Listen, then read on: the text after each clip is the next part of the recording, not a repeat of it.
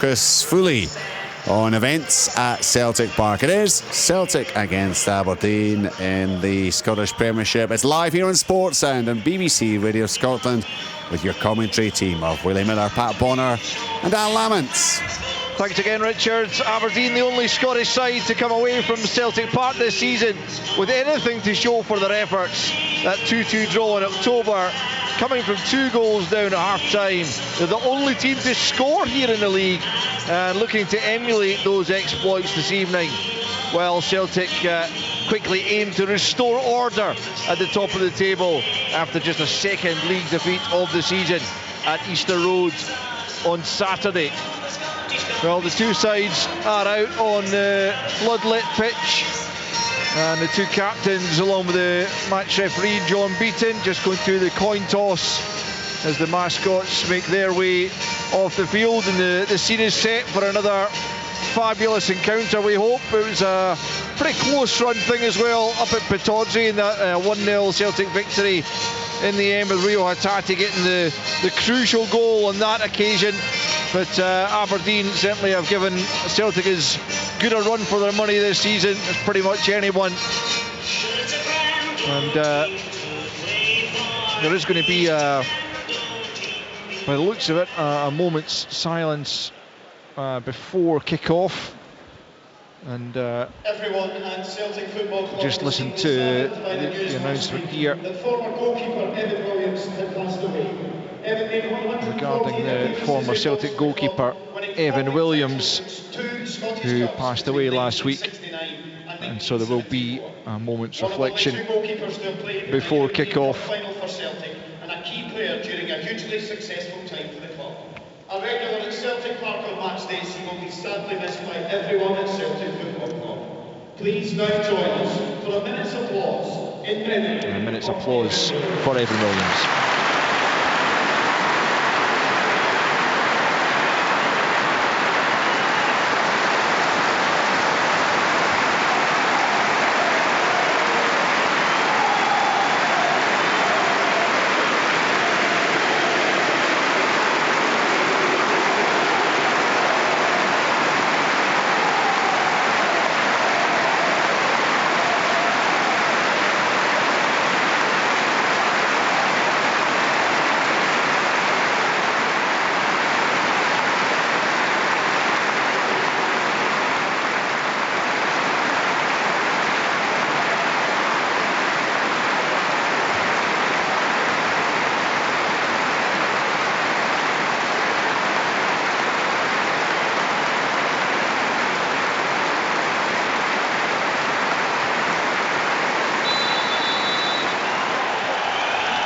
Evan Williams remembered there by the Celtic crowd. Packy, I'm sure you'll have your own fond memories of the man. Yeah, well, listen, I didn't know him that well, but I was acutely aware of following the footsteps of some of these great goalkeepers, the likes of him, the likes of Dennis Cunningham, the likes of Ronnie Simpson and all, and to name a few, and you were always in a kind of a line of history in relation to those guys. So yeah, condolences to his family and all his friends. Sadly missed. Yes, indeed, echoed by all at Sports Sound for the family of Evan Williams. It'll be Aberdeen to kick us off here, going from right to left, all in red in this first period, and we're underway. Since the sides last met here, Celtic have swept all before them at home, winning all 9 without conceding. They have never won 10 in a row in the league while keeping a clean sheet. Aberdeen will aim to ensure that statistic remains the case, but Celtic potentially able to record yet another moment of history this evening if they can indeed claim another victory with the clean sheet. It is Aberdeen deep in the Celtic territory in these early moments though, and looking to put an early bit of pressure on.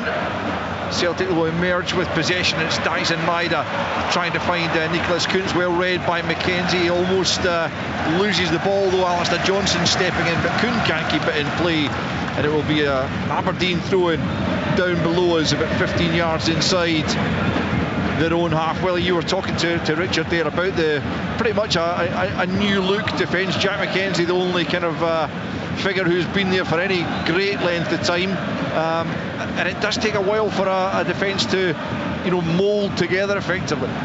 Yeah, and I think they've done it pretty effectively. They haven't had particularly two centre backs, but Jensen coming in too has been impressive. A very versatile player, full of energy, likes a challenger too, as we've just witnessed. But it does take a little bit of time. I think it takes a little bit of time in the training field just to get used to it. But two centre backs, one right-footed, one left-footed, it's nice looking, balanced. Yeah. Both of them, tall and athletic as well. Yeah, as you say, Jensen, though, with an early challenge here that's fallen foul of John Beaton, the referee, and catches Jota there, and Celtic have a free kick then, about 35 yards perhaps from goal, left of centre, and Arne Engels and Callum McGregor stand over this, looking to plot their way to an early Celtic goal here. Engels with the right foot, or McGregor with the left. McGregor feigns as if he's going to take it, and then Engels pops it into the middle. It's headed away well by Tobers, and then helped back into the box by Schlupp, and then guided back to his goalkeeper there. And Aberdeen launched the ball long up towards Dabak. Well won though by Schlupp, who was excellent out in Munich against his former Crystal Palace teammate Michael Elise. Really did a job on him. And he's in at left back this evening, as we know, with Greg Taylor taking care of parental duties soon. Ball's back to Kasper Schmeichel then, just at the edge of his own penalty area. It's Austin Trusty now, almost 3 minutes played, no goals as yet. Trying to keep you across any other goals that go in over the course of the evening in Scotland, as Cameron Carter-Vickers plays it square to Trusty, just out to Schlupp on that left hand side. Forward it goes to Jota, who's closely watched there by Jensen, and the ball is out of play and will be a Celtic throw in over on the left hand side. Schlupp to take it, just a few yards inside Aberdeen territory, into the feet of Hatate. Hatate back the way to Carter-Vickers. Carter-Vickers just at the edge of the centre circle, plays it square to Austin Trusty, crossing the halfway line and into the feet of Hatate. Yeah, Celtic just trying to get a little bit of control in the game, getting Hatate, getting the midfielders on it, popping it in there, getting it back to the centre halves, and just taking their time. And now they're on the attack. Yes, and it's Hatate taking it up from Johnston, right hand side all the way to the back post, looking there for Jota, but Jensen was in the way, manages to knock it clear and out on the far side for a Celtic throw-in. Celtic left, Jota will just leave that to Schlupp, but it was just a moment there, Paki, as you were saying, it was relatively methodical in the build-up, and then all of a sudden they just step on the gas, a couple of quick bits of interchange, and they're through on the right-hand side, and Hatate's ball cut out. Yeah, that's how they play. They take their time, they try to keep hold of the ball, control the pace and the rhythm, and then suddenly, like now again, Johnson breaking forward down this right-hand side. Shinnie's trying to stick with him, but it's out to Kuhn now. Johnston continues his run on the byline, cuts it back, takes a nick off Shinnie, but fortunately for Aberdeen, it falls kindly for Nielsen to sweep it clear. It was Johnston in a very similar position to the one from which he cut the ball back at Easter Road, but that one was definitely well in play. Moment of real controversy that, with VAR recommending that the goal was chopped off, and there didn't seem to be any conclusive proof that the ball was out, and referee and assistant on the field not having declared it out. Scotland have gone in front against the Netherlands in their Nations League game. Scotland women 1, Netherlands 0. It's a great start to proceedings there at Hampden. Here comes Celtic though, 5.5 in, looking for the opening goal. McGregor just nudges it back to Hatate. Hatate about 10 yards inside the Aberdeen half. Back it goes to Trusty, and then Carter-Vickers out to Kuhn, right hand side. Kuhn just lifts that forward, looking for Hatate. Out it comes to the edge of the penalty area. Maida can't reach it, and Nielsen manages to get that to Shinnie. Shinnie forced out to the right hand side. Not a good bit of play there from the Aberdeen captain, and it's going to be a Celtic throw and quickly taken. Kuhn's found himself over in the left-hand side, tries a little back heel, comes off an Aberdeen player. Celtic corner, left-hand side. We've played 6 minutes, it's 0-0. Yeah, surprising that Graeme Shinnie got caught in the ball there. He seemed to want to take way too much time to make the pass, and it was prodded away from them, and you know, it ends up a corner, and one that Aberdeen have got to defend early in the game. Engels takes it back to the angle of the box to McGregor, left-hand side, back with Engels now. Just a different angle on the cross, but it's charged down, and Aberdeen will try and come forward on the counter here. It's a promising moment here as it's led by Oakles. Oakles has got Dabag inside, Dabag with a chance, and Schmeichel dives on the ball and smothers it. Dabag just seemed to miss connection altogether as Oakles put it on a plate almost for him, but Schmeichel able to smother, and it remains Celtic 0, Aberdeen 0. It was an excellent chance, wasn't it? And Oakles doing really well down the left-hand side and galloping into space and getting his head up as well at the crucial time. Looked as though he had picked the bag out, but I'm not 100% sure and why he didn't make contact. I thought that he could have got contact, even sliding in. It looked as though he was in front of Schmeichel as well, but it went past the striker. Aberdeen have won it back in a dangerous area once more. It's Nielsen out to the right-hand side for Jensen. Backtracking is Jota.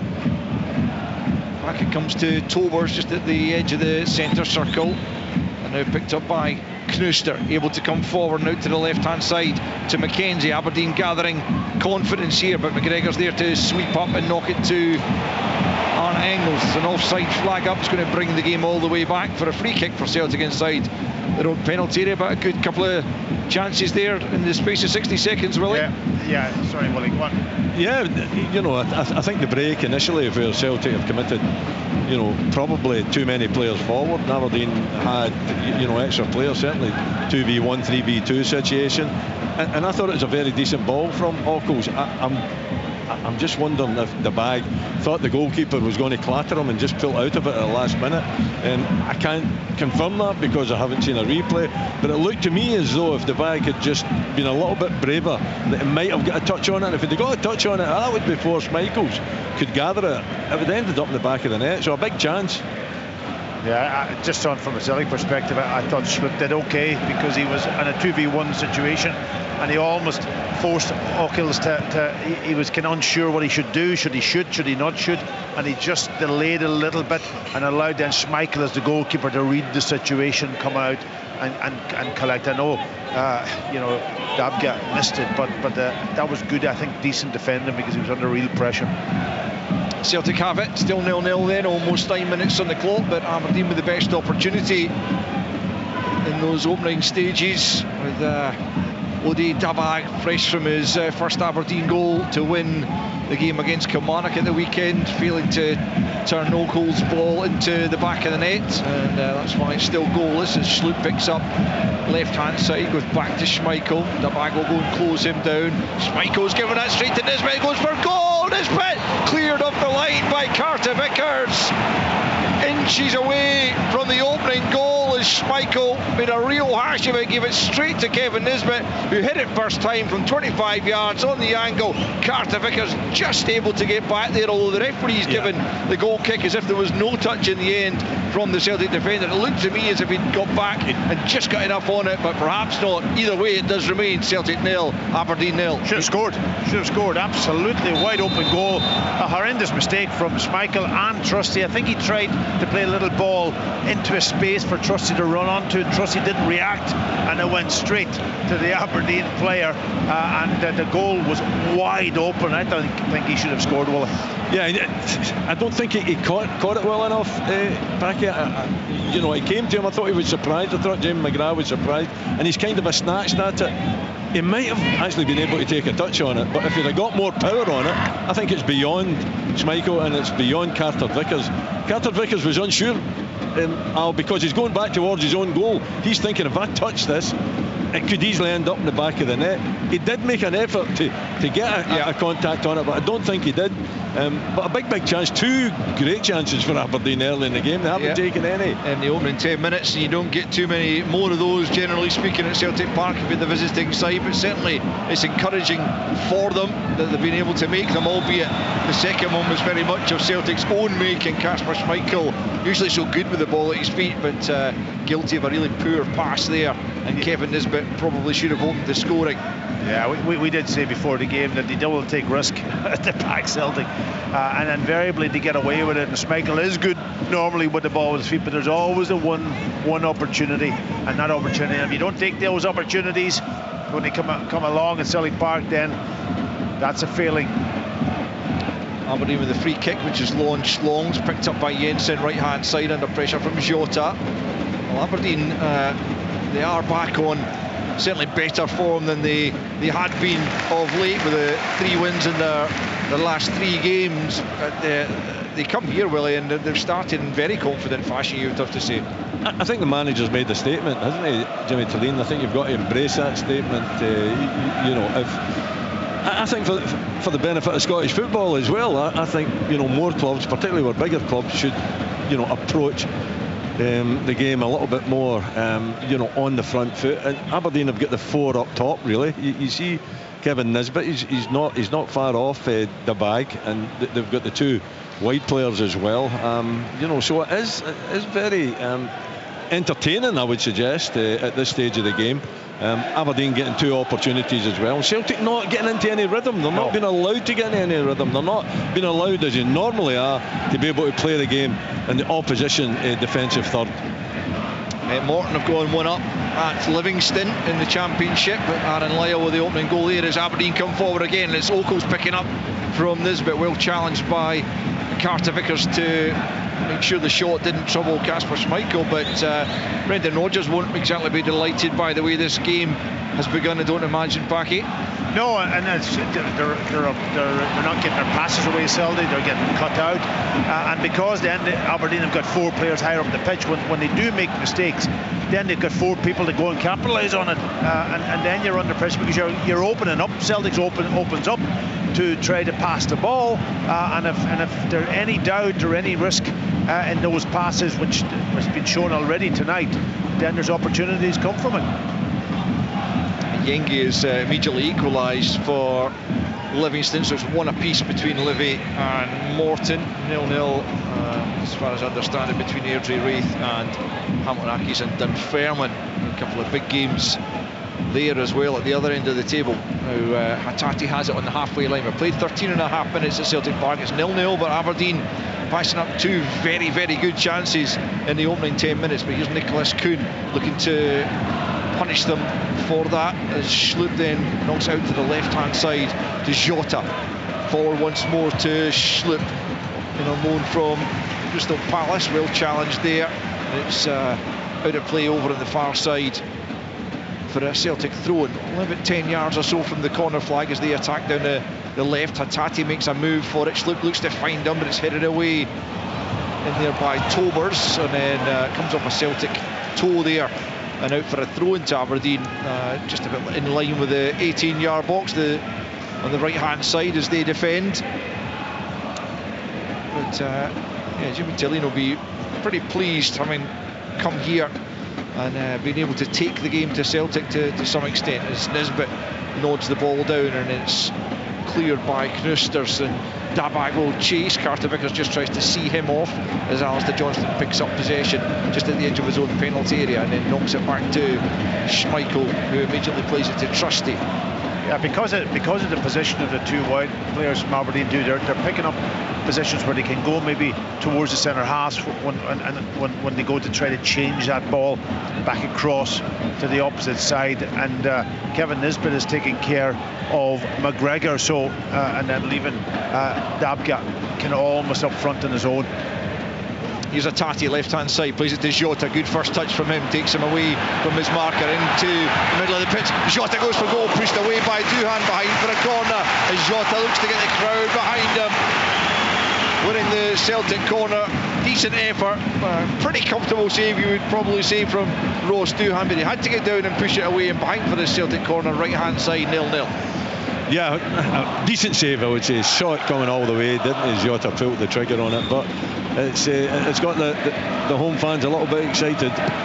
Engels from the right hand side swings it in. Trusty rises but can't get the header on target. It's behind for a goal kick. We've played almost 16 minutes at Celtic Park and it's still Celtic 0, Aberdeen 0. It's been a good 16 minutes for Aberdeen, I would have to say. I think they've settled into the game extremely well. You can see the tactics that Jimmy Delaney has employed, and yeah, I mean, Kevin Nisbet does get close to McGregor, but he's looking for space himself. You've got, at this moment in time, from the goal kick, you've got three forwards up there, and you've got Kevin Nisbet just sitting off them. So it is very attacking minded, and the two sitting midfield players, the two experienced sitting midfield players, Nielsen and Shinnie, are doing a really excellent screening job as well in front of the back four. Celtic have it through Jota, left hand side, attacking Aberdeen back line, but in steps Tobers and knocks it forward to Keskinen, who tries to flick it out to the right hand side, but it's straight out of play, and Celtic have taken the throw in already, with Schlupp getting it back to Trusty, and now square to Carter Vickers crossing the halfway line. Forward he comes, Dabag tries to get back at him, but he just lays it off to Nicholas Kuhn, and back infield to Trusty on the halfway line. American centre back out to Jota, quickly closed down there by Jensen. He was caught again by Jensen. He's probably not going to get away with too many more. That's a couple he's had on Jota in these early stages. He tries to get as close as possible and limit the Portuguese winger, but he's so quick and nimble, Jota. He lifted the ball over him and it was dragged back by the defender. Celtic got the free kick. He's allowing Jota to get the ball first and then close him down really, really quickly and get really tight. Obviously done with that time that Jota can almost came on the inside and got away from him and got a shot in, but invariably that's what he's doing, and he's stopping Jota. He won't be allowed another challenge like that, though. He's had two. Alex Jensen has two challenges on Jota. John Beaton, I think, I was expecting him to go for his yellow card on that occasion, to be honest. He thought about it, had a little word, didn't have any kind of a fierce word, but I wouldn't be advising Jensen to put another challenge like that in, because he will definitely get a yellow card. You've got to take it to the edge, Willie. You know that as a defender, you've got to try everything to stop these creative players. The good old days. The good old days. Here's Kuhn picking up midway inside the Aberdeen half, out to the right hand side for Johnston. Johnston forward looking for Engels. Engels tries to flick it back infield for Johnston, just doesn't quite link with the fullback, and Aberdeen able to clear and come forward, and Dabag's going to pick up possession. Ockles wanted it straight away, has to check back because Dabag delayed the pass, and then Ockles loses out, knocks the ball straight out of play. Celtic take the throw in from Kuhn to McGregor. Just required the first time ball there from Dabag to Ockles, not quite on the same wavelength. The pair down that left flank, and here comes Celtic over the halfway line, and it's Schlupp picking up possession. We played almost 19 minutes, no goals as yet, but chances at either end.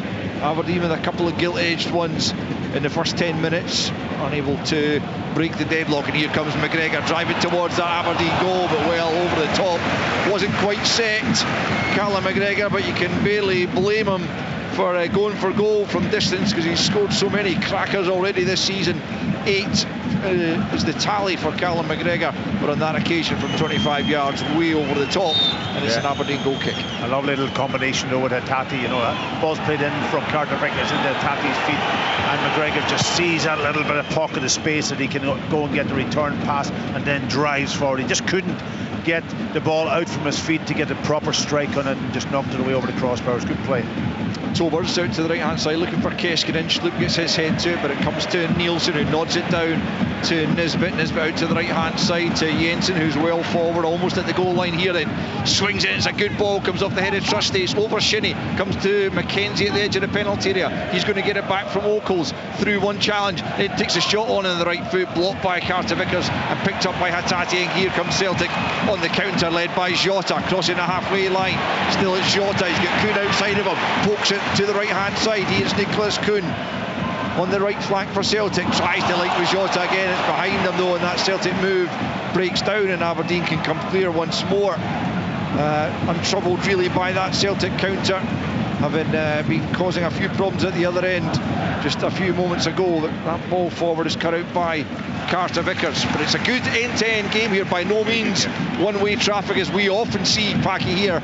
So many games we've covered over the last season where Celtic is just monotonous, almost one way towards the opposition goal, but Aberdeen really making a good fist of this one. Yeah, absolutely, and that's down to the way, the shape that they have put on the team tonight, and you know, high up the pitch, putting a bit of pressure on, trying to knock Celtic out of their rhythm, as you described, not letting them just dictate the game and control the game.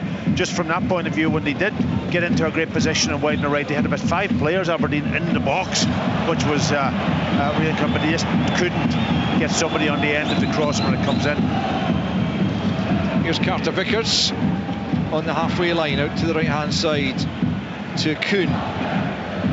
Kuhn trying to come away from Oakles and then tries a big switch of play, but it's an aimless one from Kuhn. He was looking for Jota, but it was way off from Nicholas Kuhn, and straight behind for an Aberdeen goal kick, and almost at the midway point in the first period. And Aberdeen, you would imagine, be the happier of the two sides, in the sense that they have created a reasonable amount. They haven't conceded as Maida closes down Duhan and he blocks it behind for a goal kick, but I mean, he's just so alert, so quick. But I mean, the goalkeeper's got to be more aware. He has. You know, you could see it from here that he's taken way too long on the ball, is Duhan, and you know, it's just Maeda closes him down. You know that he's fast. You know that he's going to, you know, put the burners on. You know that you've got to use it quickly, and he's very lucky to get away with that one.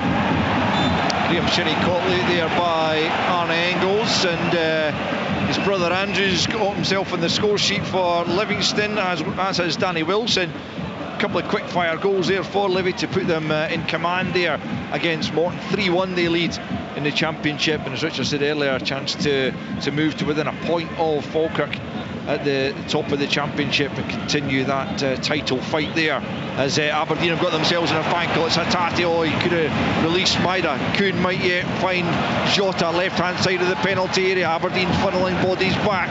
Jota can't cut it back to McGregor, but he will, the Celtic captain, latch onto the ball eventually. Jota gives it back to him once more. Here's Jota midway inside the Aberdeen half, plays it into Hatate, back out to McGregor left hand side. Aberdeen player down off the ball. Hatate will go for goal, was driven against Tobers, I think it was, inside his own penalty area, managed to make the block, and Celtic have to go all the way back via Carter Vickers to Schmeichel. That situation, Al, was just, Maeda just had stepped offside, and he couldn't play the pass. If he just delayed his run a little bit, they were wide open, Aberdeen, but that's the reason why he didn't hit that pass.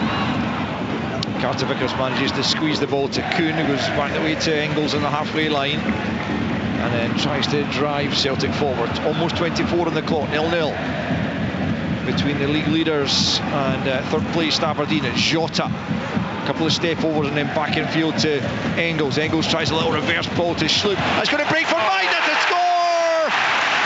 Dyson Maida once again, quickest to react to the loose ball inside the penalty area, and looped up in the air as Aberdeen cut it out as the ball was trying to find Jeffrey Schlupp. But Dyson Maida, only one thing in his mind as it fell to earth, to lash it beyond the goalkeeper and make it Celtic 1, Aberdeen 0. How many goals is this man going to score this year? And they're almost half chances. The defender should have reacted and put his head on it, not allow the ball to come down. But as soon as he goes up into the air, he was so quick. Maybe I'm giving the defender a wee bit of a disservice there, because it's going to over the back of him. But somebody's got to react quicker. But Maida so quick and just volleys it past Ross Doohan in the Aberdeen goal. Surprising aspect of that commentary, Packy, is you didn't point that Ross Doohan should have come out. Should maybe, yeah, I think he should have been sharper on his toes there to come out. You know, he's got the reach as well. He can come out, use his hands, maybe even punch it away. I think he thought about it, and he then felt, well, maybe I'm going to collide with my own defender here as well. A little bit of good fortune, but take nothing away from Maeda. He's sharp in there, isn't he? You know, as the ball comes out there, he just latches right onto it while Aberdeen were sleeping. And Celtic have the advantage, and I mean, it's a different goal from the one he scored at Easter Road, but it's reminiscent in the sense that the ball comes to him when he wasn't necessarily expecting it, but he reacts before the goalkeeper and before all the defenders inside that penalty area. He's the one who's on his toes, and he's just on fire at the moment, and you just know that when he catches that in the penalty area, there's only going to be one outcome, and it is a 24th goal of the season for Daizen Maeda, 10th in the Premiership, and well, if there's any other contenders for Player of the Year this year, then they're going to have to do some good work in the closing weeks of this season, because Daizen Maeda is threatening to run away with it. And here comes Celtic looking to add to their advantage, but Jota can't link with Hatate on that left-hand side, but they do lead by a 1-0, 26 minutes in, and Daizen Maeda once again is the man who is making the difference. And I don't think Celtic have been at their best either,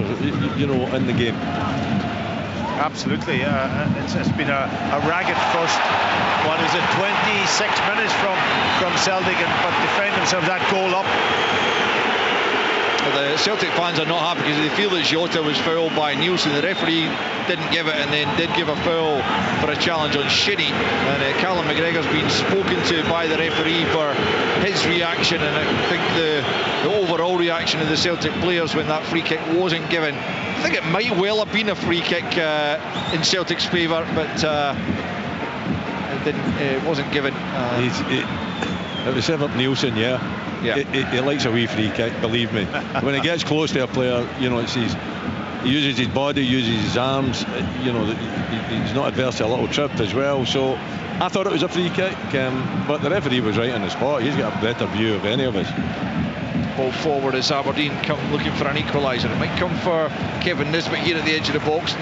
Johnson sliding in a little bit rashly, doesn't get anything on the ball, but Celtic do manage to pick up. Engels though is running into trouble, and here's McKenzie at the edge of the Celtic box, plays out to Nisbet, left hand side, tries to curl it in, deflected out to the edge of the box to Nielsen, plays it back in field, and Aberdeen have to go back the way through Keskinen to Knoppers, all the way back to Ross Doohan, beaten a few moments ago by Daizen Maeda. The offside flag is up against Dabag. It will be a free kick to Celtic. We've played 28 minutes. It's Celtic 1, Aberdeen 0. Yeah, Celtic had about 4 players offside there. Just Celtic pushed up, the defence pushed up really quickly, and Ross Doohan forced to kick it long, and they just put the possession back to Celtic. They had a chance there again, Aberdeen, in around the edge of the box, so they just failed to get maybe their pass away. I think it was Engels that gave the ball away and allowed them to get into a good position, Aberdeen, but they didn't capitalise on it. Well, the press has been pretty effective, isn't it? It's quite a high press with the 4 forward players that they've got. They're working extremely hard and closing Celtic down, and Celtic are not at their best. I don't think they're sharp enough. You know, their passing is a little bit astray, you know, unforced errors as well, but they're in the lead. Do they deserve to be in the lead? I don't think they've been at their very best, Parky. I think Aberdeen have caused them problems, so I'm not too sure that's the case. A little bit of good fortune as well for the goal with the deflection. Poor defending from Aberdeen, but it's a fact. It's 1-0. Engels looking to try and feed it in the channel for Johnston. It's cut out though. Nielsen was sandwiched there between Hatate and Maeda as Aberdeen continue to hold on to possession at the back. Tovers flicks out to the right hand side to Jensen. He's closed down by Schlupp, but Aberdeen get it forward. Nisbet linking with Shinnie, and then out to the right hand side, and it's Keskinen. Jensen's getting forward as well. Keskinen tries to play it into Dabag. Carter Vickers clear as far as Nisbet, edge of the box, just sits up kindly, tries to volley it goalwards. It's semi-blocked and then breaks for Nicholas Kuhn, who picks a lovely ball for Jota, and all of a sudden Celtic are away, and it's 3-on-2. Look at Arne Engels right hand side. Can he pick him out? Here's Engels just inside the box, takes a touch, square again for Jota, and he scores! Jota did not make a perfect connection by any stretch of the imagination, but it trundles in at the far post, and Celtic on the counter-attack make it a double. It is Celtic 2, Aberdeen 0. Well, I thought he missed it. I thought he absolutely, totally miskicked. It was, but what a counter-attack. Great pass from Kuhn. Great awareness when he picks the ball up almost about 20 yards from his own goal. He was aware, he could see that Jota was on his bike, and he just picked him out brilliantly. And then Kuhn using his strength and power to get up there to support.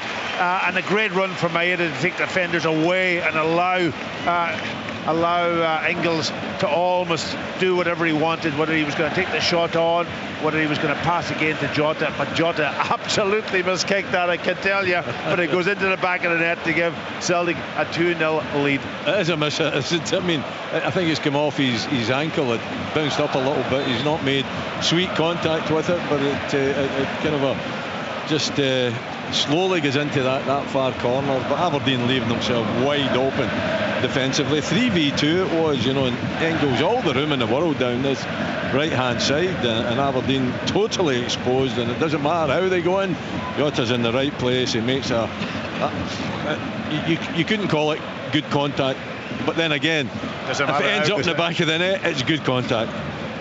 It's his third goal since returning to the club, as Carter Vickers got a bit of defending to do, manages to play it off Dabag and behind for a goal kick, but it was an absolutely clinical counter-attack from Celtic, with Kuhn heavily involved at the outset with the pass, and then Jota ultimately playing the 1-2 with Engels and finding the back of the net to make it Celtic 2, Aberdeen 0 with 31.5 minutes played, and Aberdeen find themselves in a similar position to their last visit.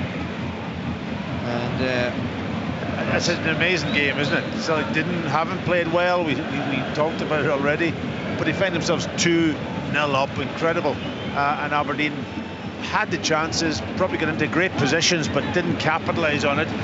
But you're right, Willie, they leave themselves wide open for that counter-attack. You can't do that against Celtic here.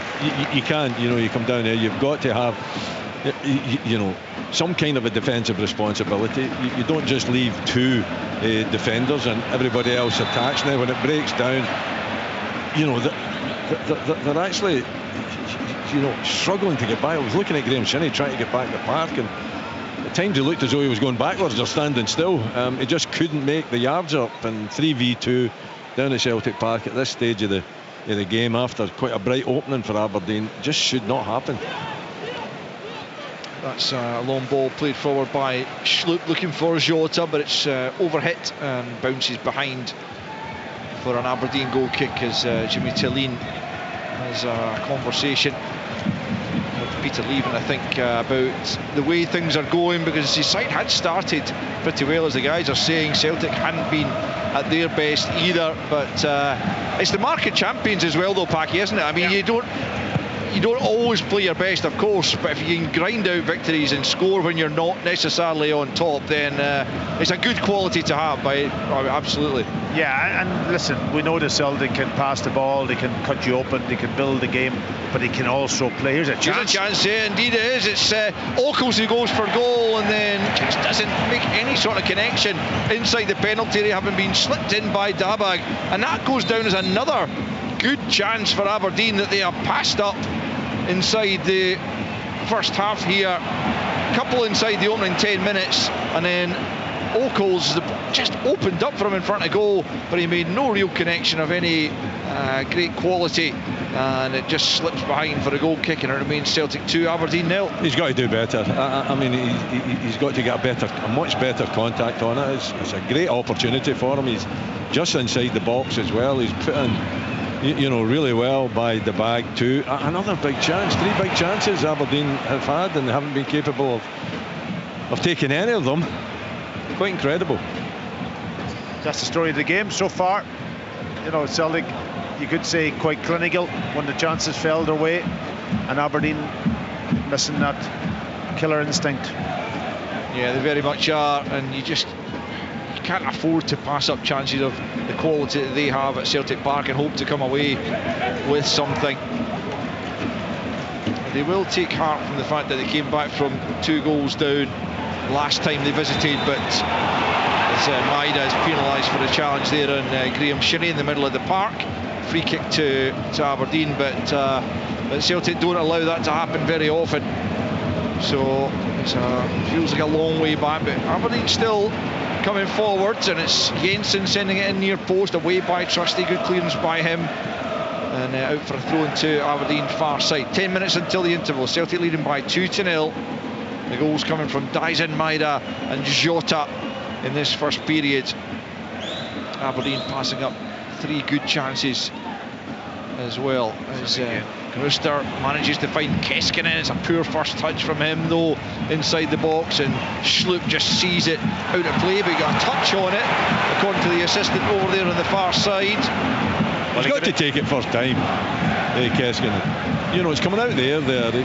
He wants to try to take it down. It's on perfectly set up for a volley. Listen, it's not easy. I know that it's not easy, but I think he's got to attempt to just take it as it's coming out there. Sloop, it was over the top of his head, but you know, when Keskinen tries to take it down, he just miscontrols it.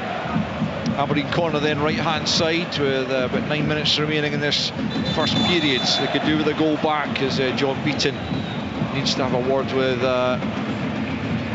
some of the players in there, just jostling inside the penalty area, looking to buy themselves a bit of space as Keskinen prepares to take the corner kick from the right hand side. Still the jostling goes on, and it comes. Aberdeen looking to free themselves, but it doesn't get beyond Callum McGregor at the near post. Hatate puts his head in a dangerous spot and gets it further clear. Aberdeen managed to pick up once more on the halfway line. McKenzie quickly under pressure from Maida there, gets it back to his goalkeeper Duhan and just launches it long over the halfway line. Trusty underneath it, who heads it back over the halfway. Hatate beaten in the jump by Nielsen, and then Shinnie nods it down. Maida was coming back though, unspotted, but couldn't keep a hold of the ball, and Aberdeen pick up once more. They still don't look flustered, you'd have to say. Well, they're staying composed, they're staying true to, I suppose, what the manager wants them to do. Still attacking. Here they come again as the ball's played out to Keskinen. They will have to hope, actually it's Jensen that right hand side, infield to Nielsen. They'll hope that if they continue to do what they have been doing, the further chances will come, and they can be that bit more clinical in front of goal and get themselves back into the contest. Here's Oakles, who missed the most recent of the Aberdeen chances. It's McKenzie now, cutting infield away from Johnston, plays it square to Shinnie, edge of the box. The man who got the equaliser last time here to make it 2-2. Nielsen plays it out to the right hand side for Jensen. Jensen infield, he goes to Shinnie for Keskinen, closed down by Jota, and then Sloop joins in and knocks it over the halfway line, and Aberdeen will have to come back and retrieve it. Yeah, I'm just looking at Aberdeen there when they were on the ball. They're wide open for the counter-attack again. They've got the two centre halves, the two full-backs that push right up, almost level with the strikers, and then you've got Shinnie and Nielsen kind of picking up that sort of, they're not even picking up a defensive midfield position. They're actually all two of them over towards the ball, yeah. and they are wide open for it if they lose the ball. It's the way they played, you know, in the cup game at Hampden, when the two screening midfield players, sure they've got a job to do, but once they lose, you know, their composure and start going away out in wide areas and doubling up in wide areas as well, and just leaving, you know, that counter on for Celtic. And you know how good they are at countering Celtic. They've got quality players out there that will take advantage of any issues like that. Here's Trusty just inside his own half, plays it back to Carter Vickers, closed down by Oakles. Callum McGregor makes himself available, and he gets it to Johnston. Johnston clips it over the top looking for Kuhn, and too much on that one. McKenzie sees it back to Duhan, bowled out then to Tobers at the edge of his own penalty area. He clips it into the midfield for Keskinen. Keskinen trying to get away from Sloop. Good challenge though from the Ghanaian international. Off him last and out for a throw-in over on the far side. Still 15 yards inside Aberdeen territory. 6 minutes left in this first period. 2-0 Celtic lead. It's been a good contest though. They haven't had things all their own way, that's for sure. Aberdeen unable to convert their opportunities into goals. Again, John Beaton wants the throw-in taken further back, and Jensen eventually does that. Back away it goes to Duhan. Manages to get it over Callum McGregor, and then Nisbet lays it back to Shinnie, who fires it out to this near side for Oakles. Oakles nods it down. Carter Vickers there just ahead of Nisbet, but it will break for Shinnie in the middle of the park. Out to the left hand side to Oakles once more. Back comes Kuhn to try and help out his defence. He's made a decent challenge, but Oakles still has it. Gets to the byline, plays it off Johnston. Aberdeen corner left hand side.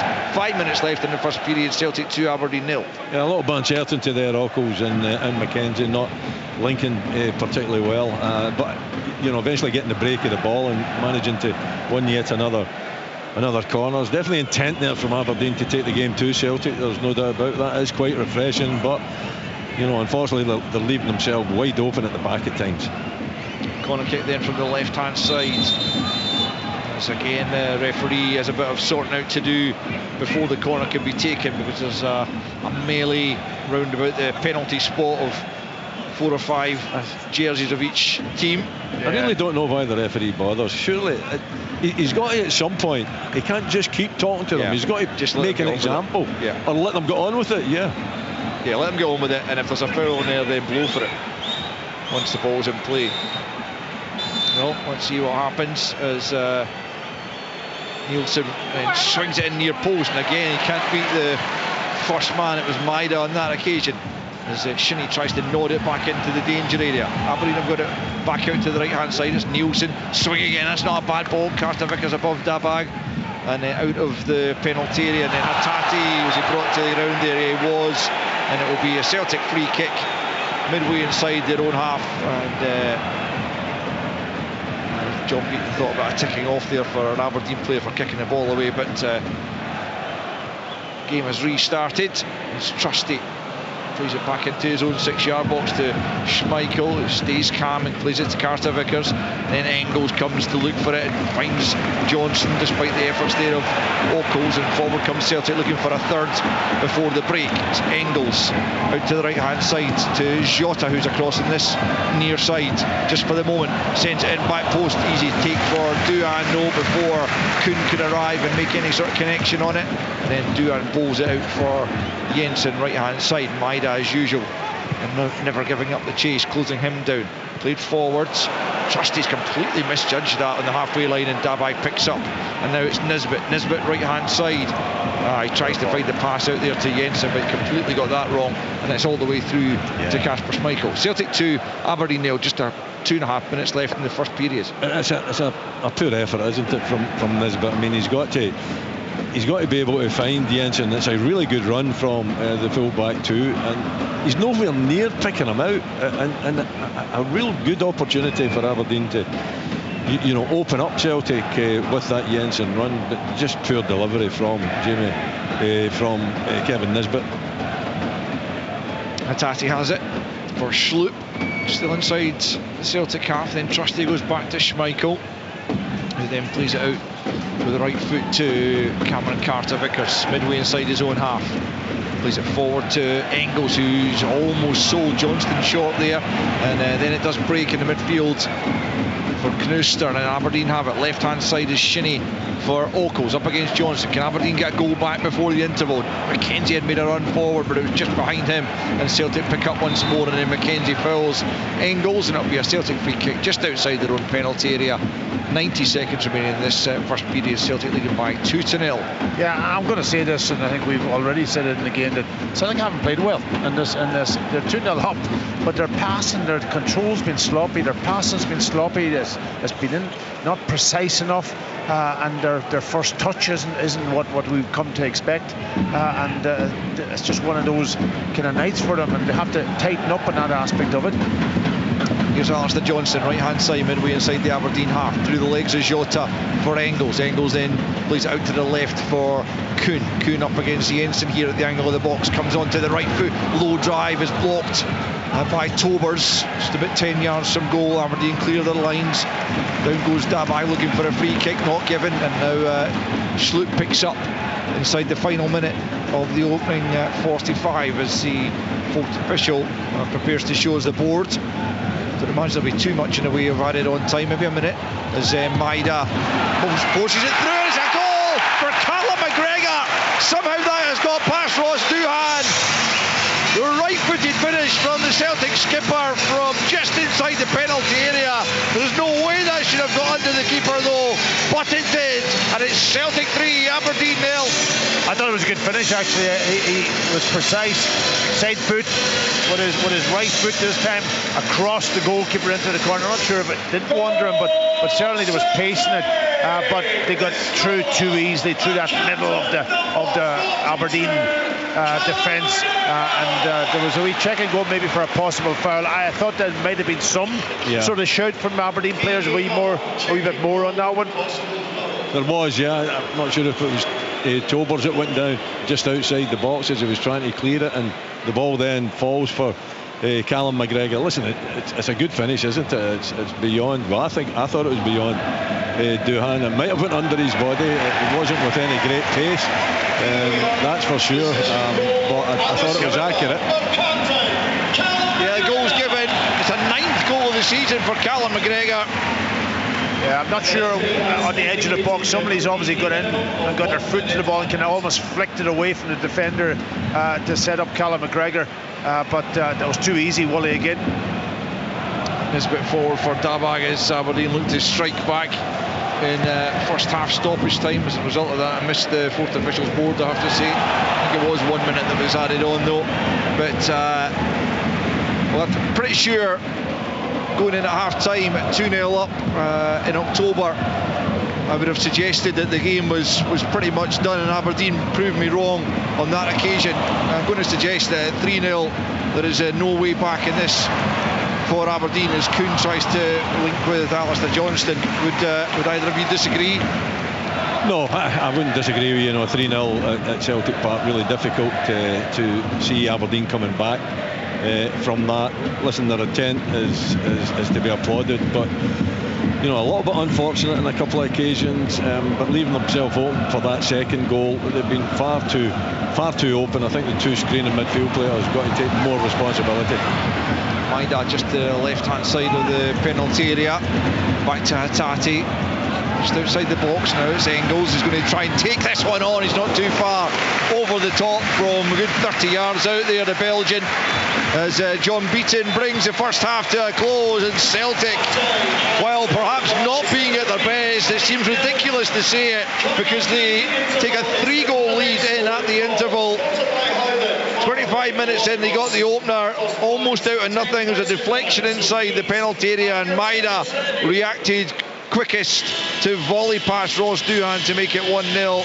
5 minutes later, a wonderful flowing lightning counter-attack with Kuhn and Jota and Engels involved, and Engels eventually putting it back on a plate for Jota, who didn't make a clean connection but was able to find the back of the net to make it 2-0.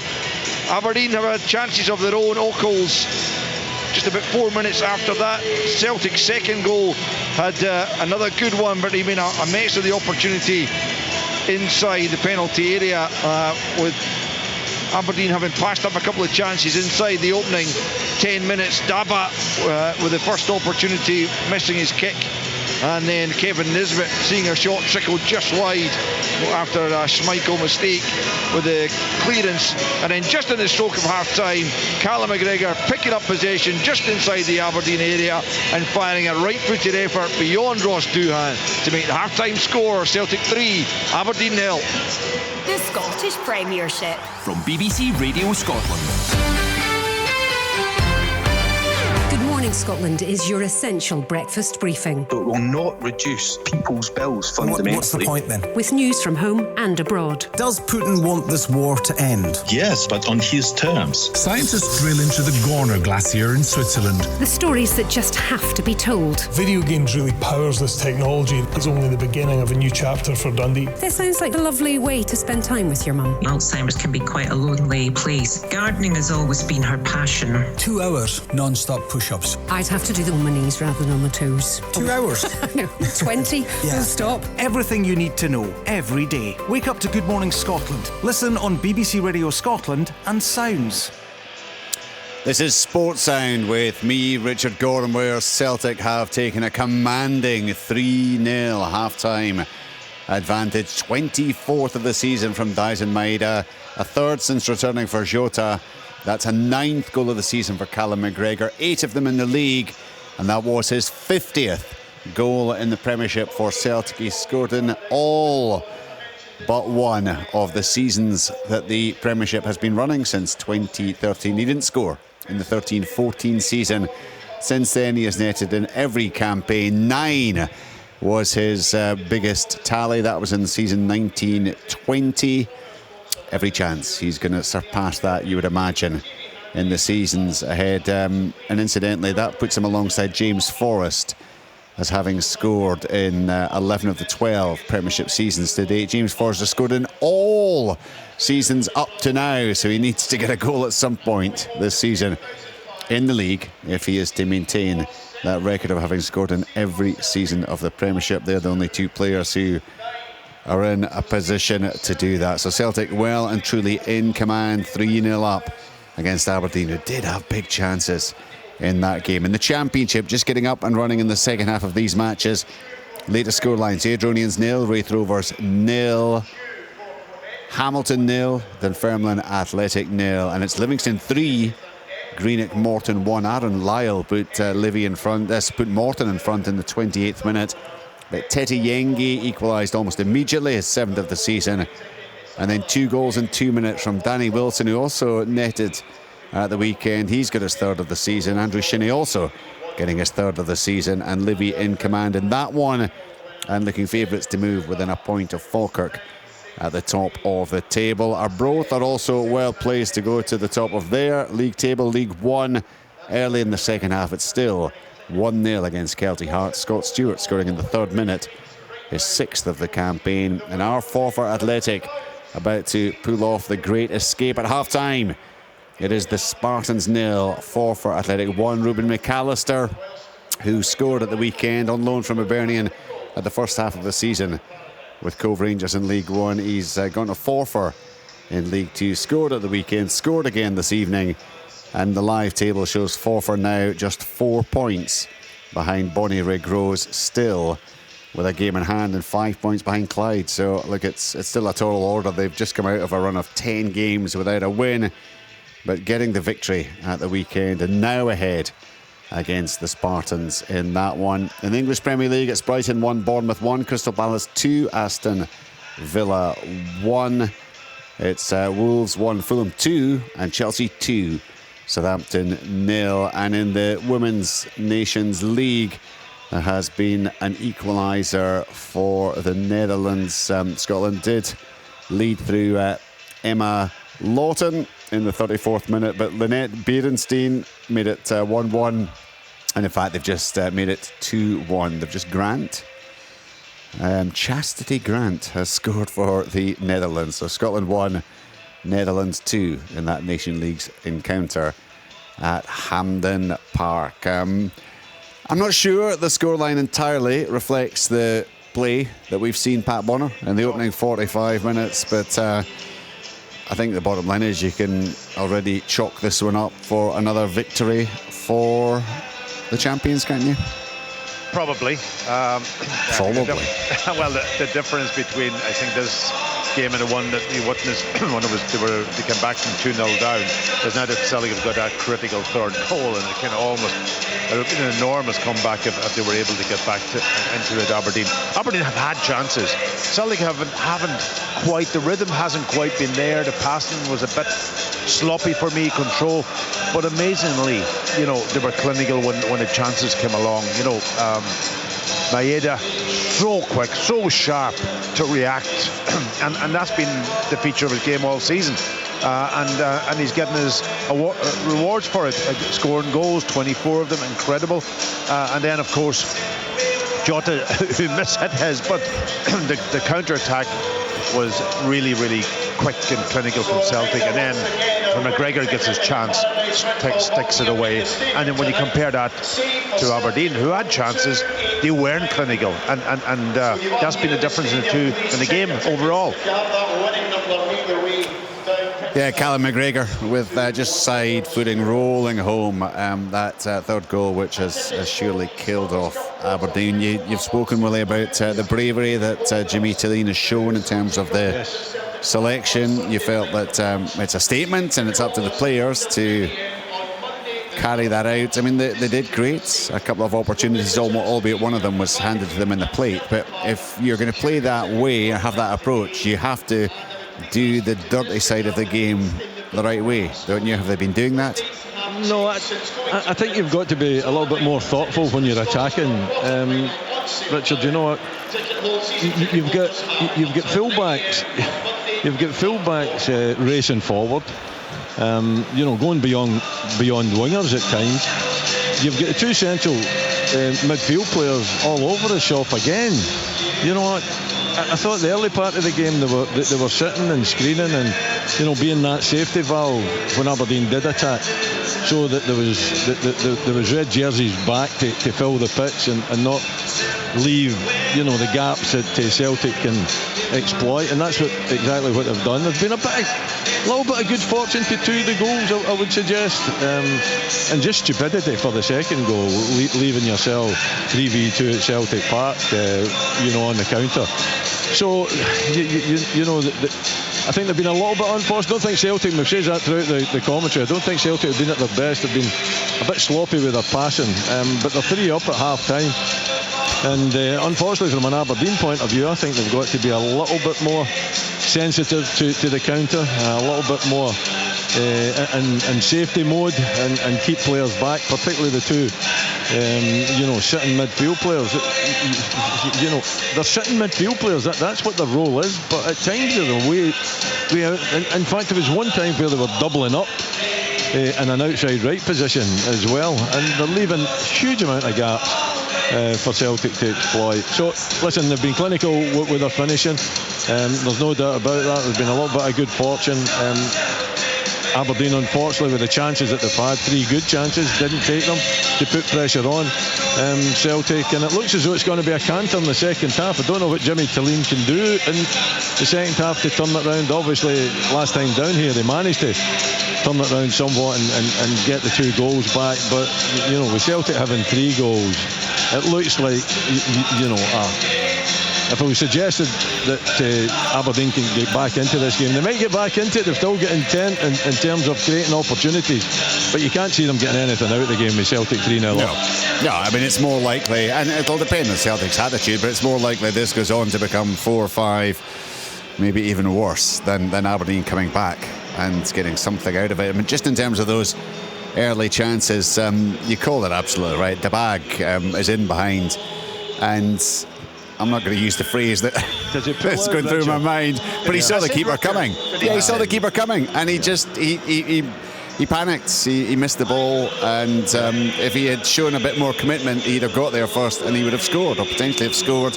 And then Nisbet, it's first time, but you're looking at an international striker getting it on target. That's the key, at the very least. And he's actually, you're right, Carter Vickers didn't get there. He didn't get the hook because he was worried about knocking it in, and it's actually bounced wide. And then Ockles, I'm afraid, Willie, as that's pretty much what we've seen from him so far. He did put the one nice ball through for Dabag to run onto, but the chance of falls to him in the box. There's no composure there. He can't control it, and he hooks it well wide. And what you've seen from Aberdeen is the antithesis of what you've seen from Celtic, because when they've been presented with the opportunities, bang, bang, bang, they've taken them. They have. They've been really sharp in front of goals. You know, when the opportunity has come their way, that they've pounced on it, and that they've got a very secure lead now. And it's just it is the opposite from Aberdeen. They've got to show more composure in front of goal. At least they're creating the opportunities. You know, I think watching them at the weekend, they weren't creating too many opportunities. They created the opportunities. They were gifted one, of course, that's for sure. But at the same time, the chances were there, but they didn't have the composure, they didn't have the quality to take these opportunities. And at Celtic Park, you know you're not going to you get 3 opportunities in the first half. When does that happen at Celtic Park? Not very often, I would suggest, Packy. You're here. No, and if you can't take at least one of them to put yourself in a position, then I thought the Kevin Nisbet one, you know, as a striker, you know, Schmeichel's out of his goal, the goal's wide open. Even if he shows a little bit more composure and takes a touch, you know, he can still. I don't think there was anybody really around about him, was there, Richard? Looking back, not putting him under great pressure. No, there were 1 or 2 players around, but they weren't pressurising to the extent. No. Blocking and that, just to get your head up, get control, get your head up, and just hit the target. And he didn't do that, which is, you know, even if it was cleared off the line, then you would say, well, at least he hit the target, but he didn't, which is the killer. And that's, you know, that is what he call him, not. You've got Papagay, he's warming up just now, so it could be that Kevin Nisbet will be invited not to come back out in the second half. It'll either be him or the bag. So we'll have to wait and see. But it was a huge chance. It was a huge chance. But it looks as though Aberdeen are going to make a change. I was going to say, Wally, that's Celtic not playing well though, and they're 3-0 up. If they come out in the second half and get their passing going and get the movement and all the touch that they normally have, and I'm sure Brendan Rodgers will have noticed that, and I'm sure the analysis that they have now up in the stand and all that will be pointing that out to them. And if he can get that message across to the Celtic players, then this could end up, as you said, Richard, it could end up 4 or 5 if they get their business correct. Well, if you're Aberdeen and you're making a change, is the most obvious change not at the heart of that midfield to try to stiffen that up and perhaps get a bit more mobility in there? Palaversa is an option. Yeah, Palaversa would be the one that you would look to give you more legs in there, Richard. I mean, the two experienced players are in there. There's a lot of years between them as well, and I think it's began to show, as the season has progressed, and I think Palaversa would be a good option for Jimmy Tillene to come on and get someone that's more mobile. I was watching Graham Shinney try to get back for the second goal, and he was really struggling to get back. There wasn't that athleticism, and I think Palaversa would give you that, but I don't see him out there. I only see Papagay, so I'm assuming that if he's going to get the nod, it's going to be one of the two strikers that's going to come off, Nisbet or the bag. So we're pretty close to getting that knowledge, although is he away to put his tracksuit back on again? Maybe he's just kidding us all on. Anyways, he was out there doing quite a sustained warm-up. I'm having a look to see if Kevin Nisbet has come out yet. I don't see him yet, but there's still some players to come out, so we'll get that news to you as soon as we possibly can. Right. The bag is out there, so it looks as though he's going to start the second half. We don't know as yet if Papagay is going to come on for Nisbet or not. Right, that's to be confirmed. It's now about an hour gone in the championship matches. Still the Adronians 0, Wraith Rovers 0, Hamilton 0, Dunfermline 0, and Livingston 3, Greenock Morton 1. In League 1, coming up to the hour mark there, still the early goal from Scott Stewart. Arbroath 1, Kelty Hearts 0, and in League 2, a little bit behind, 55 minutes played, the Spartans 0, Forfar Athletic 1, and remember, it is now Scotland 1, the Netherlands 2 in that Nation League's encounter at Hampden Park. Live second half commentary to come then. It is here on Sports Sound of BBC Radio Scotland at half-time. Celtic 3, Aberdeen 0, as we rejoin Willie Miller, Pat Bonner and Al Lamont. Thanks again, Rich. Double change actually for Aberdeen. Papagay is replacing Kevin Nisbet, and Shane Morris has come on for Jeppe Ockels. So Jimmy Tillene making those two switches at the interval as they look to try and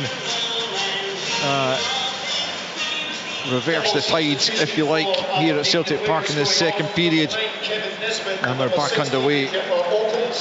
Celtic kicking us back off. They're going from right to left in this second period. And there is a free kick early on as Jota is pulled back there, going down that left-hand side. No changes then for Celtic. And why would you when you're winning by 3-0, albeit, as we have all covered, it hasn't been a perfect Celtic performance by any stretch of the imagination, but who needs perfection when you can score 3 goals in the opening 45 minutes, and they're looking for a fourth at the start as Johnston plays it forward. That's cut out, but Kuhn will pick up right-hand side and find Engels. Engels back in field to the German Kuhn. Kuhn coming in off that right flank, can't link with Hatate, and Morris plays it to Nielsen. Out to the left goes to Keskin, who started on that left flank where Ockels had been. Plays it forward for Gay, looking to make life difficult for Trustees. Foul by Trustee.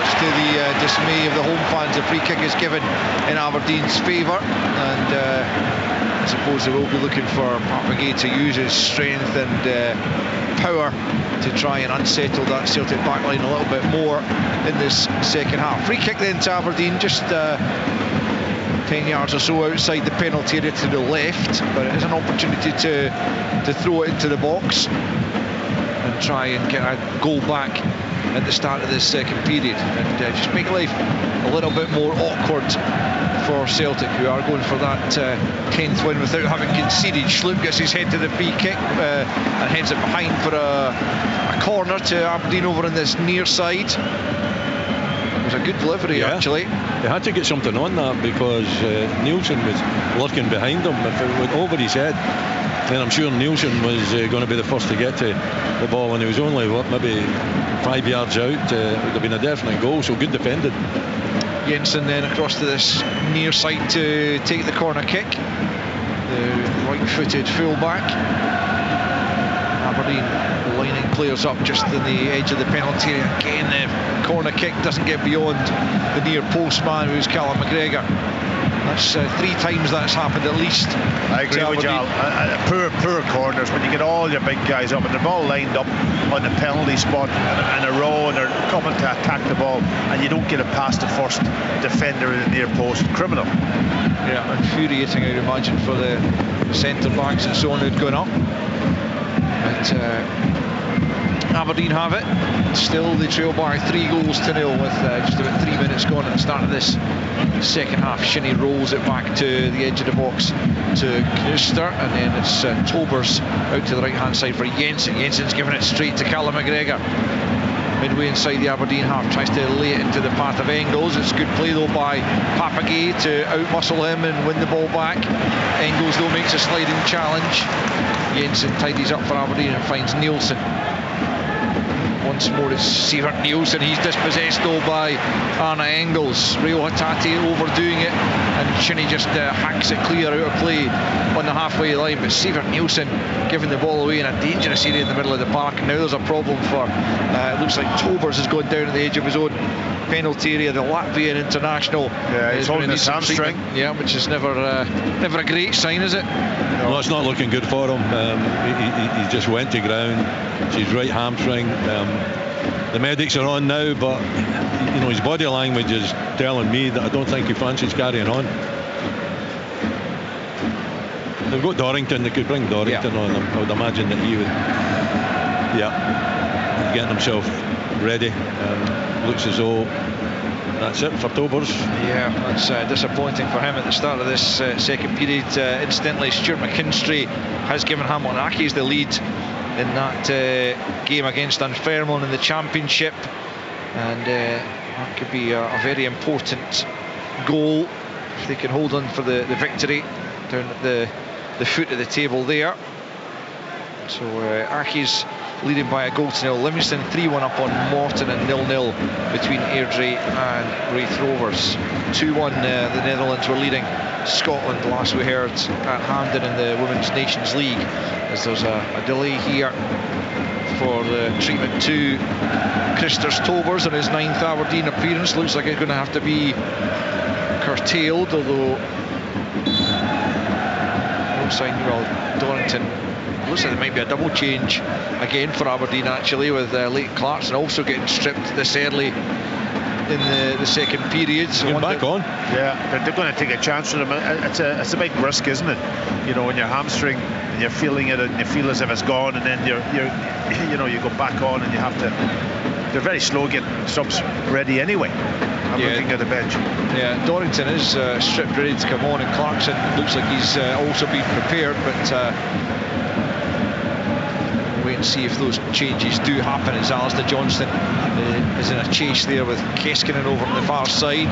Kuhn can't collect the ball, and Mackenzie comes forward. Gay with a slightly awkward touch, but does get it back to Shinnie, and then it's Tobers. Looks like he's running relatively freely, just for the moment at least, as Kuhn then loses out to Nielsen, and now it's Mackenzie tries to hoist it forward down the left hand side, but it's straight out of play almost, but Johnston just manages to keep it in, and then Engels finds Hatate closed down quickly by Shinnie, but Celtic keep a hold of the ball.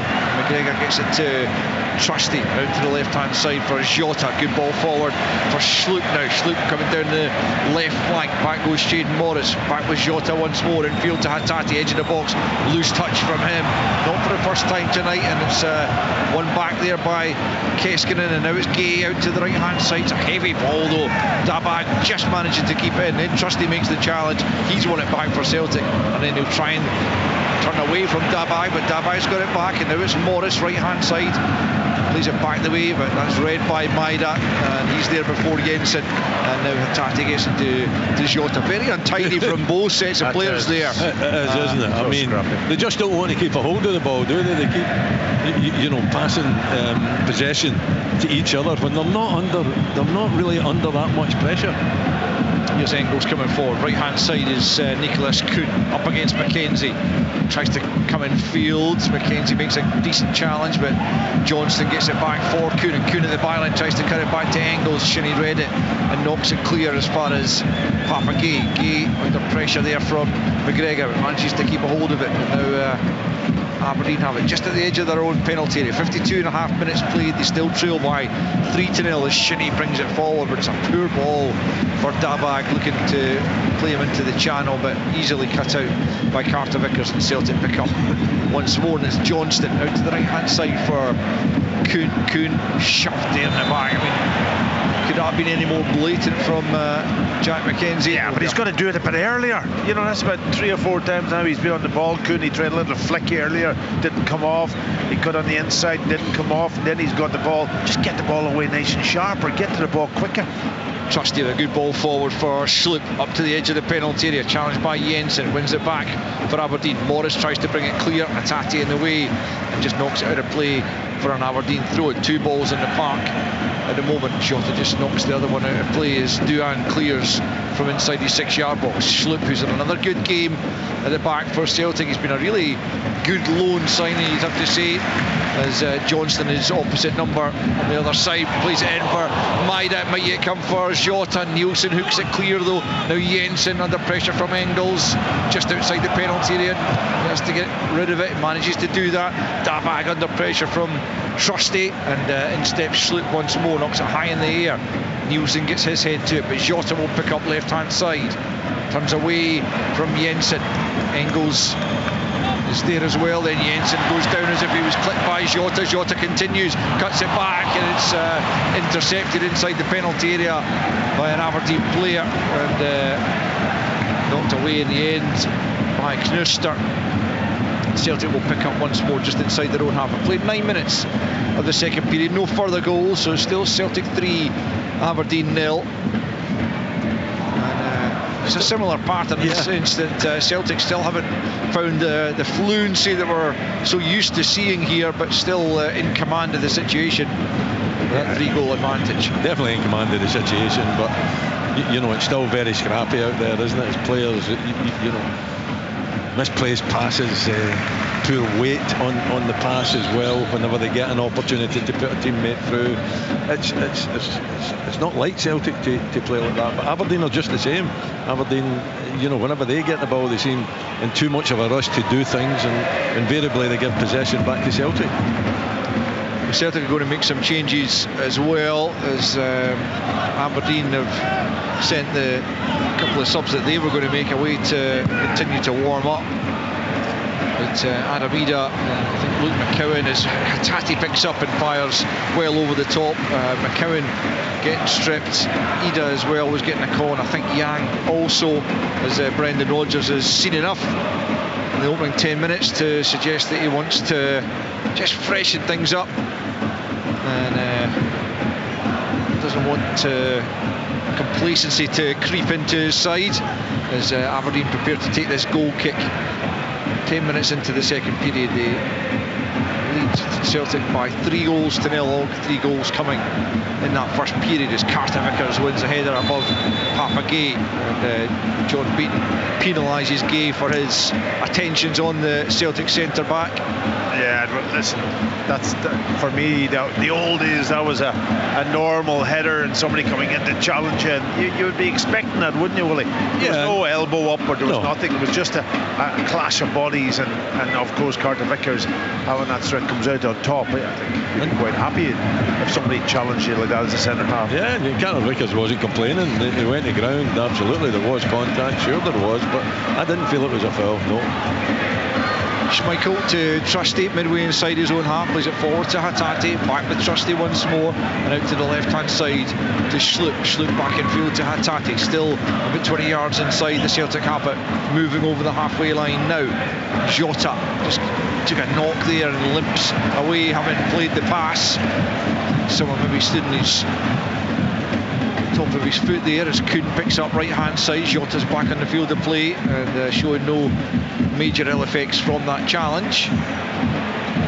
Engels then tries to slide the pass forward for Johnston. It was well read in there and not behind for a corner as Jota's gone down just at the edge of the penalty area. Just still feeling that challenge, but it will be a Celtic corner right hand side as the home side will make a triple change in the not too distant future. Yeah, but that was better play by Celtic, better passing, better precise one-touch passing and trying to penetrate and get that ball in behind. Engels cuts it back to the angle for Kuhn, right hand side, plays it square to Hatate. Hatate will then lift it over, looking for Maida, and it comes off Jensen last, I think. The assistant has signalled for a goal kick. Actually, it looked to me like it came off the Aberdeen fullback as he tried to shepherd the ball away from Maida, but the goal kick is given, and now those Celtic changes will be made, and it is, as I mentioned, Yang, Ida and McCowan who will come on. Nicholas Kuhn, one of the players who will make way. Jota coming off and Hatate as well. So both flanks being freshened up as well as the heart of the midfield. And those three players coming on, Packy, they'll be keen to try and make an impact and boost the scoreline in Celtic's favour even further. Yeah, of course, there's always competition for places, and when you come off the bench you've got to be ready, you've got to do your business, and you're fresh, you've got up the tempo. Obviously Maeda will move out onto the left hand side, Adamida through the middle, and Yang over on the right hand side. McCowan just slotting into his normal position that Hatate had taken up. So yeah, no change to the shape of the team, just the personnel.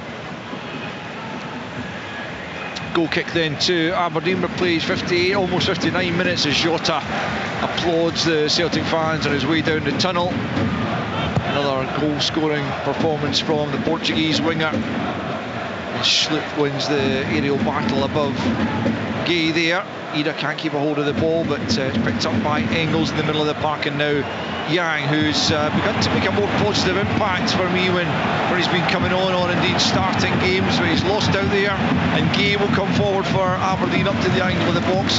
McGregor had read that. Carter Vickers didn't do Schmeichel any favours with the pass back, and he's forced into knocking it out of play over on the far side. Yeah, it starts with Yang though.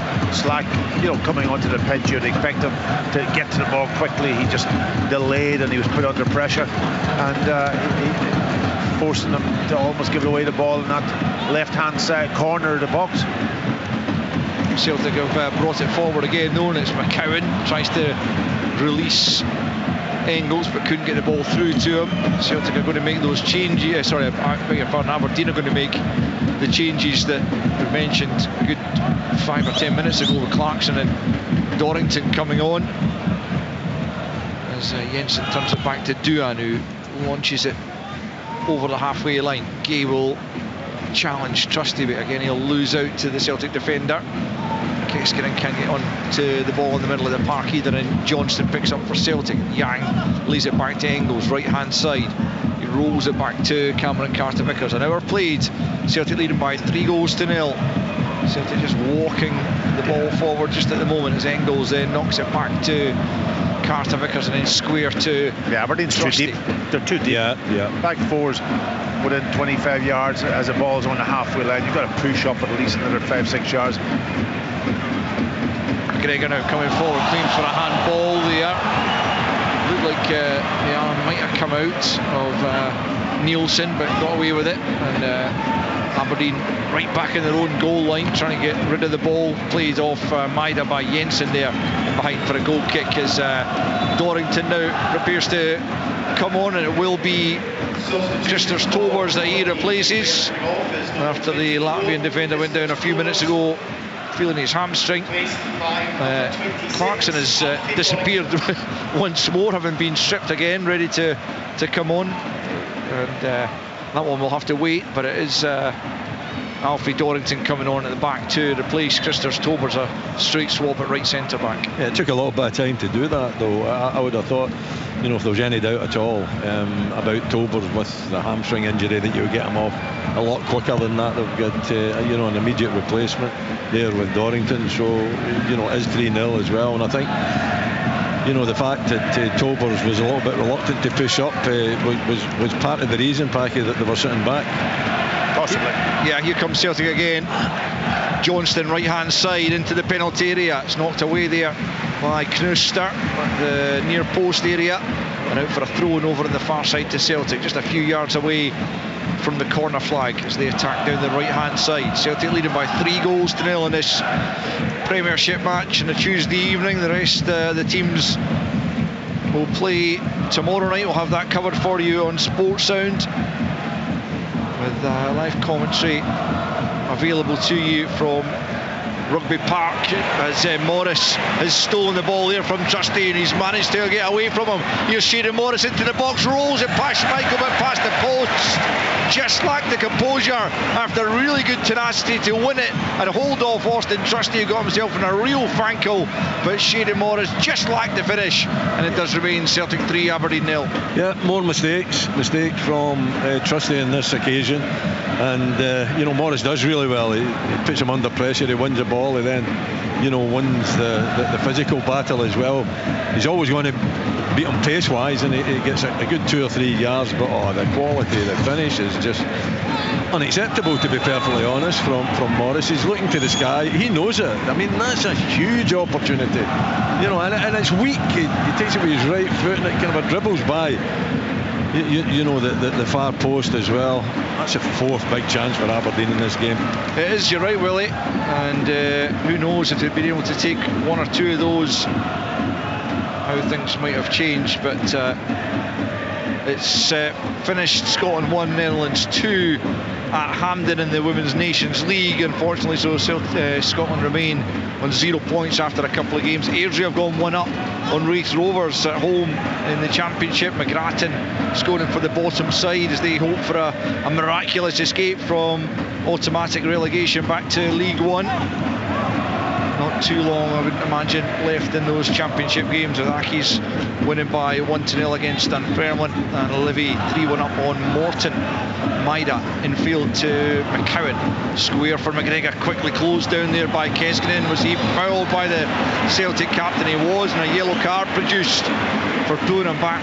Didn't seem massive amount of contact, but the way Keskinen went down certainly suggested there was, and the referee showing the Celtic captain a yellow card. Yeah, sloppy again from Celtic, getting caught in the ball in an area where they don't normally do, but that's maybe down to Aberdeen's good pressing also. But going back to the Trusty one, you know, all he's got to do is deepen himself a little bit, you know, and go towards Carter Vickers, but he stood and he was always going to get closed down, but then not been able to make up the ground, and Morris was...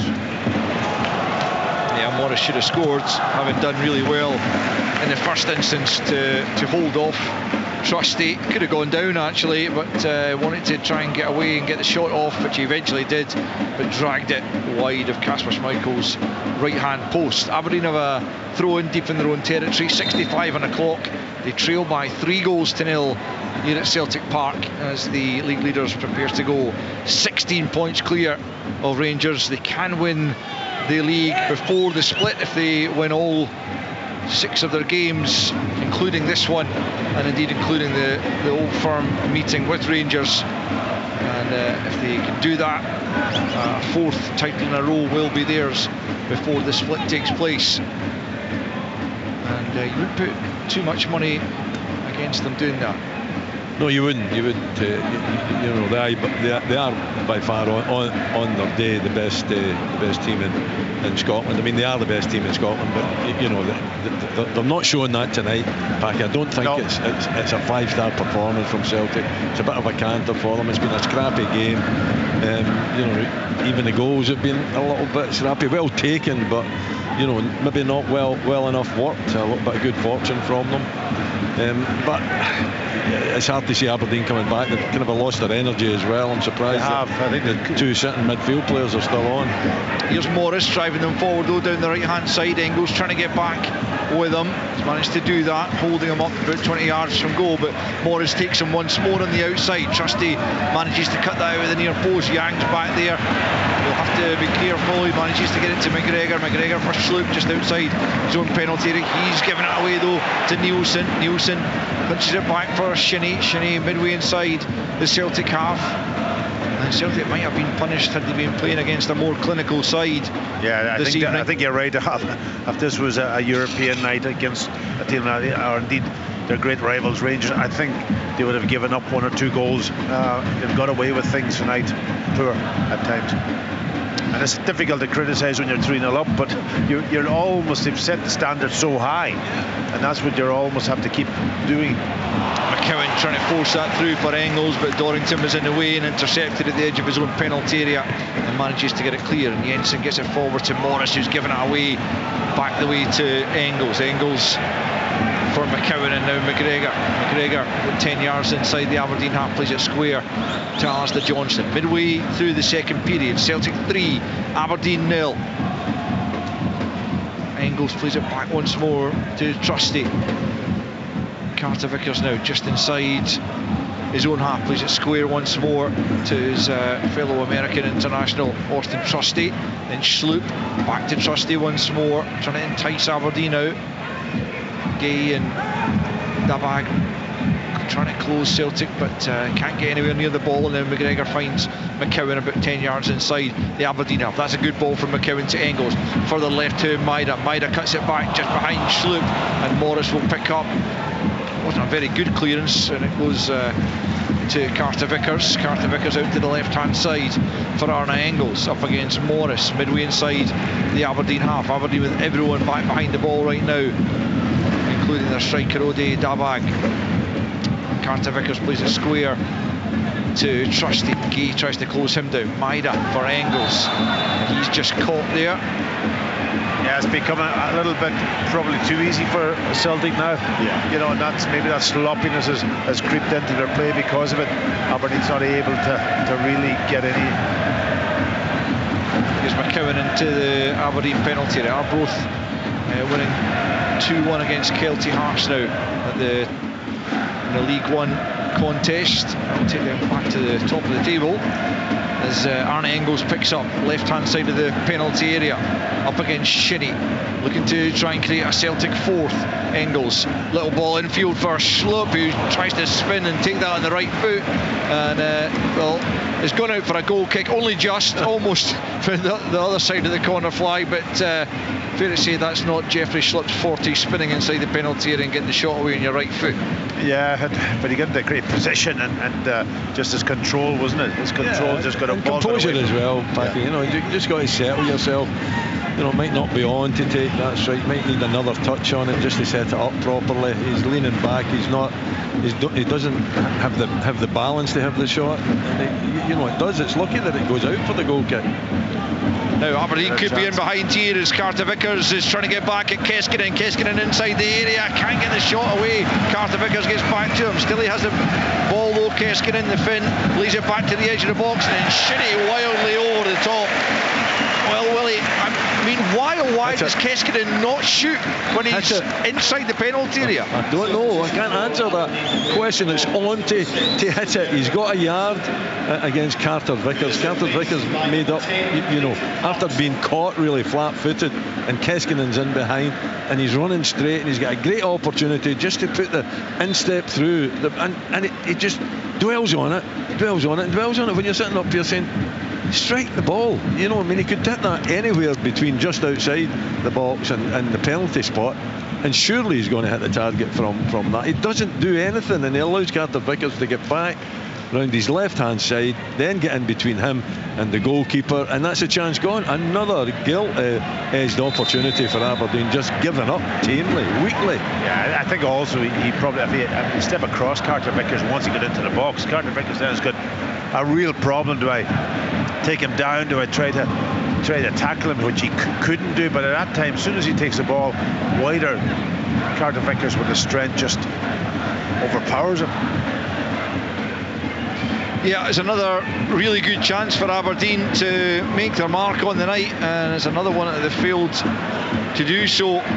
Topi Keskinen, the latest to pass that up. Incidentally, Leighton Clarkson has come on at last for Sivert Nielsen as Yang picks up on the edge of the box and plays a 1-2 with Engels. Then he lays it off for McCowan, gets it back to Yang, scores!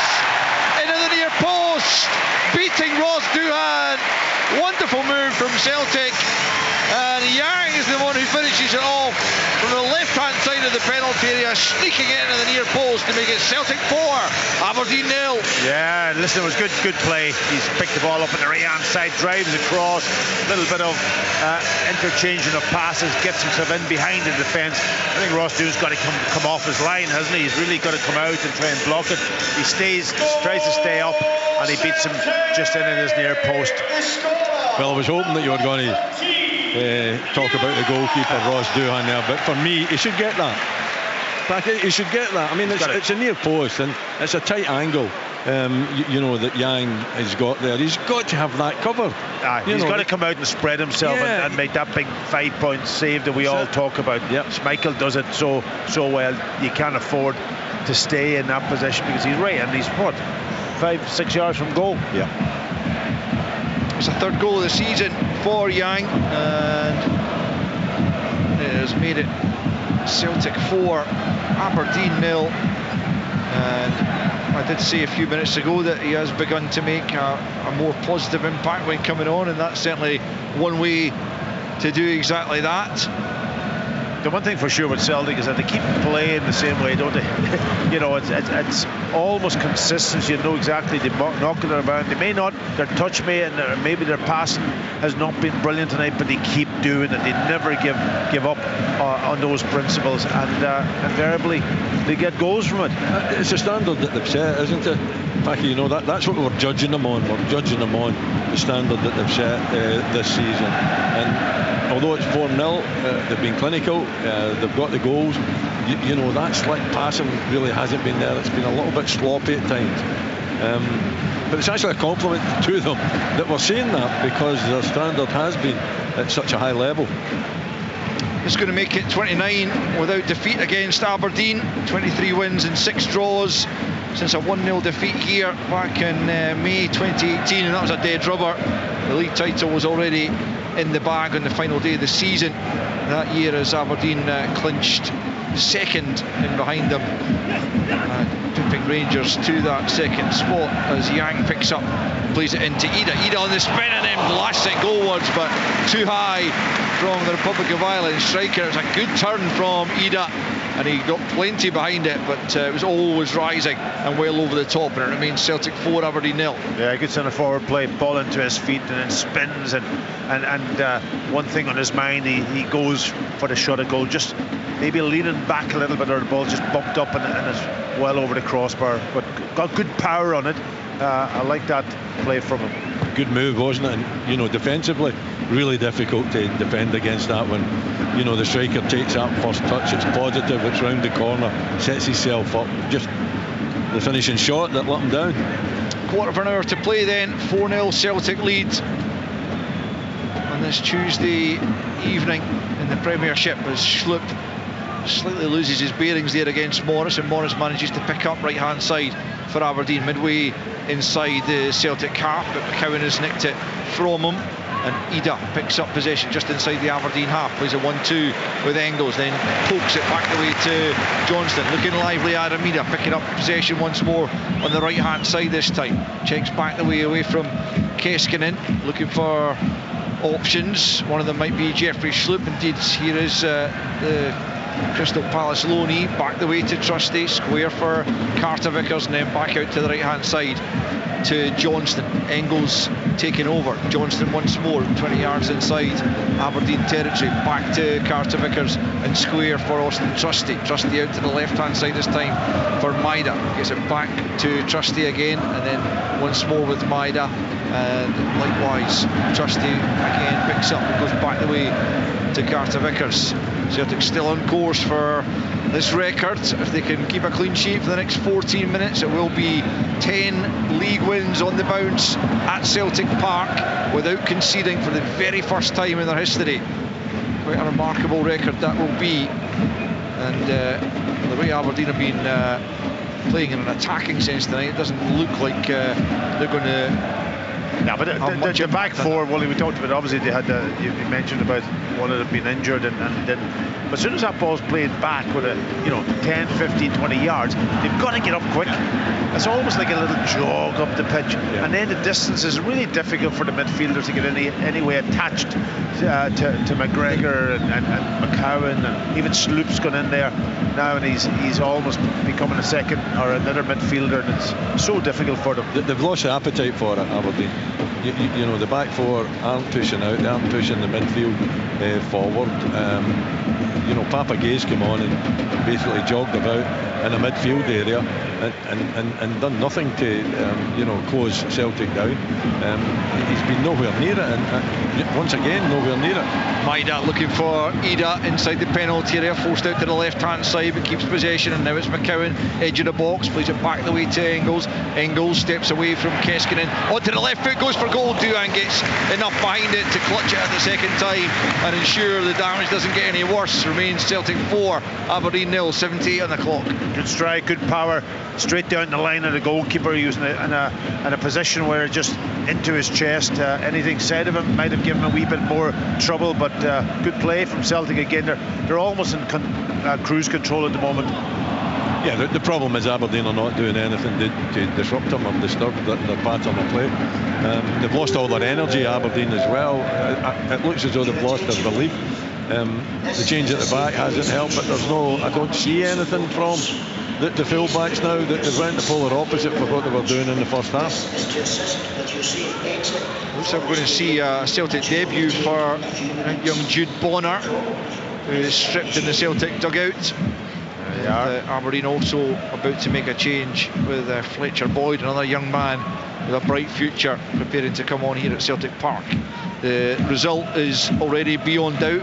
4-0 Celtic is the scoreline, as offside. Dabag is gone offside. He was trying to hold his run. The players have been allowed to continue for the moment, but it's pretty much irrelevant what happens here as Dabag tries to get the shot off and it's blocked, and now the assistant puts his flag up, and that passage of play, which we all knew was going to be irrelevant, comes to an end. Just gives me an opportunity to give you the final scores in the Championship. It's Airdrie 1, Wraith Rovers 0, Hamilton Accies 1, Dunfermline 0, and Livingston 3, Morton 2. Niall McGinn got a goal back late on for Morton, but couldn't change the outcome, and so that's how that finishes. So Livingston up to within a point of Falkirk, having played a game more, at the top of the table, and Airdrie now 7 behind Dunfermline, still with a game in hand, so they will retain hope that the improbable escape from relegation can actually happen. And so on comes Fletcher Boyd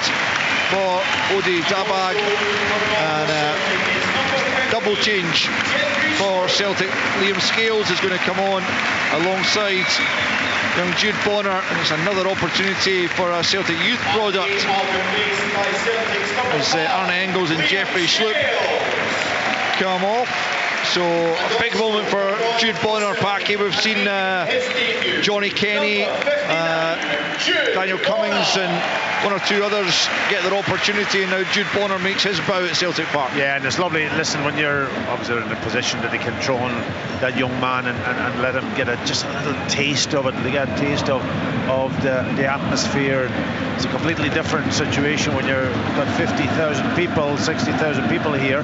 I know some of them's gone at this stage compared to playing lowland league football. But this is when you work hard to get into that position to be able to do it.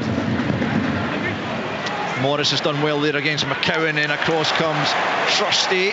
And it's going to be a goal kick in the end. Trusty thought he was trying to save the corner there, but the assistant referee has given the goal kick, and Shayden Morris's efforts come to nothing. You listen to Sports Sound here on BBC Radio Scotland with 9 minutes to play at Celtic Park. It's Celtic 4, Aberdeen 0. Celtic absolutely cantering to victory here. Aberdeen having passed up 4 very good chances over the course of this game, haven't been able to take any of them, and that's why their scoreline remains blank. Celtic have been a lot more clinical at the other end, despite perhaps not having been at the very peak of their performance, as Carter Vickers plays it out from the back to McGregor out to the right hand side.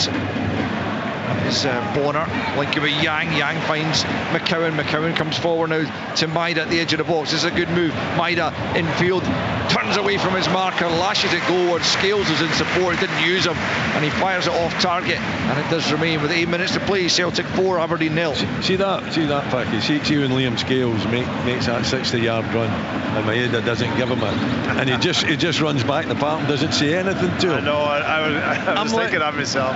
Surely, you know, it's on to set him in. He's totally free, Liam Scales. He's just on the park as well. He's wanting the ball. Maeda knows that he wants the ball, and he goes for the strike and he puts it way over the bar. It should have been just slipped down the left-hand side for Liam Scales, and Celtic are in again. Forward come Aberdeen, looking to ensure that Celtic don't get that 10-match winning record with a clean sheet. Clarkson picking up possession. Now Morris, right hand side up against Scales, almost at the goal line, goes back the way to Jensen. Jensen gives it away though to McCowan finds Maida just outside his own penalty area. Maida being pulled back there by Jensen. Celtic free kick right on the touchline, this left hand side, and it's still 4-0 to the league leaders. As Liam Scales plays it back the way to Trusty, and now Schmeichel out to Cameron Carter-Vickers. Celtic's home record of late has just been quite phenomenal. They've won 21 of their last 23 home league games, a couple of draws including the 2-2 here against Aberdeen earlier in this season. That's since the 2-0 defeat by Hearts back in December 2023, last time they lost a domestic game here. It's the only home league defeat in 77 now, including this one, and they absolutely look untouchable on home territory just at the moment. I know that Celtic try to play with inverted full-backs, but I'm looking at Liam Scales going into midfield there, and I've said to myself, don't go in there, Liam, just stay in your left back position and get the ball and play. Celtic have it at the back. Carter Vickers out to Alistair Johnston. Aberdeen's win over Dundee, the last away game, did bring an end to a run of 5 away defeats. This was always going to be a tough one in which to avoid defeat, and first half, really, there was definite positive signs there for Aberdeen, but they've almost come out in the second half and just, it's almost, they've tried to make it damage limitation, and I guess having only conceded one more than it has been, but they've offered very little in attack second half. Yeah, very little. You know, Papa Gay comes on, you're expecting him to, you know, have a bit of energy. He looks heavy-legged, actually. He's just jogging about. He's just jogging about. That I'm not too sure what he's supposed to be doing. You know, he's not sure what he's supposed to be doing. They've lost all the energy. The back four haven't pushed out. You know, the midfield have struggled badly as well. The two full-backs have had no impact in the second half, whereas in the first half they were pushing forward. So they've lost that identity that they were trying to have in the first half. And if they're taking their chances, they had chances at good times. You know, before Celtic had chances. So if they take one or two of them, then it's a different game. But they haven't, and Celtic, you know, have been clinical whenever they've got the opportunity, even although most of the opportunities weren't particularly well worked. But when the chance has been presented to a Celtic player, he's put it in the back of the net. Yeah, that pretty much sums it up as Aberdeen get a throw in over on the far side. 4 minutes to play. They trail by 4-0 here at Celtic Park. As Celtic are about to go 16 points clear at the top of the table. Clearly an insurmountable lead with Barry Ferguson going in to take charge of Rangers for the rest of the season. We'll see what that brings starting tomorrow night. Tune in to Sportsound for our live coverage of that, and indeed coverage of all the games on Open All Mics is available tomorrow night as well. But you won't miss a thing with us, and live highlights on the television tonight of this one, and indeed tomorrow night of all the rest of the action from midweek. Austin Trusty has it at the back for Celtic. Game really just kind of petering out, nothing much that Aberdeen can do to affect it now, and Celtic content with the advantage that they have. The energy's gone, isn't it? I think for both sets of players. There isn't any urgency. Maybe Ida will show a bit of urgency now. He was just trying to inject a bit there, but he played the pass behind Luke McCowan, and then Clarkson steps in, but he can't find a teammate. Callum McGregor will come forward and play it to Yang. Yang midway inside the Aberdeen half. Well challenged though by Keskinen. Keskinen goes back the way to Knurster, who can only clear it up towards the halfway line, and Johnston will pick up once more for if we're lucky, the fourth official will show a pretty small number on his board, because there's no competition left in this one. But here's Yang with an opportunity, tries to put it on a plate for Maida, and he just got his angles wrong, and it goes all the way behind for a goal kick. Maida was looking at the back post but couldn't stretch far enough, and it remains Celtic 4, Aberdeen 0. He could have taken a touch himself and had a strike. He was in a great position, or he could have bent it in to the path of Maida, and he tried a side-footed with pace, and it's just gone by the post. Maybe just hit it too hard as well. Maybe too, if it would have been a little bit of the weight taken off the pass, then Maida might have got onto the end of it. Aberdeen goal kick then, a couple of minutes left to play, as many of the spectators know that this game is done and dusted and are making their way towards the exits.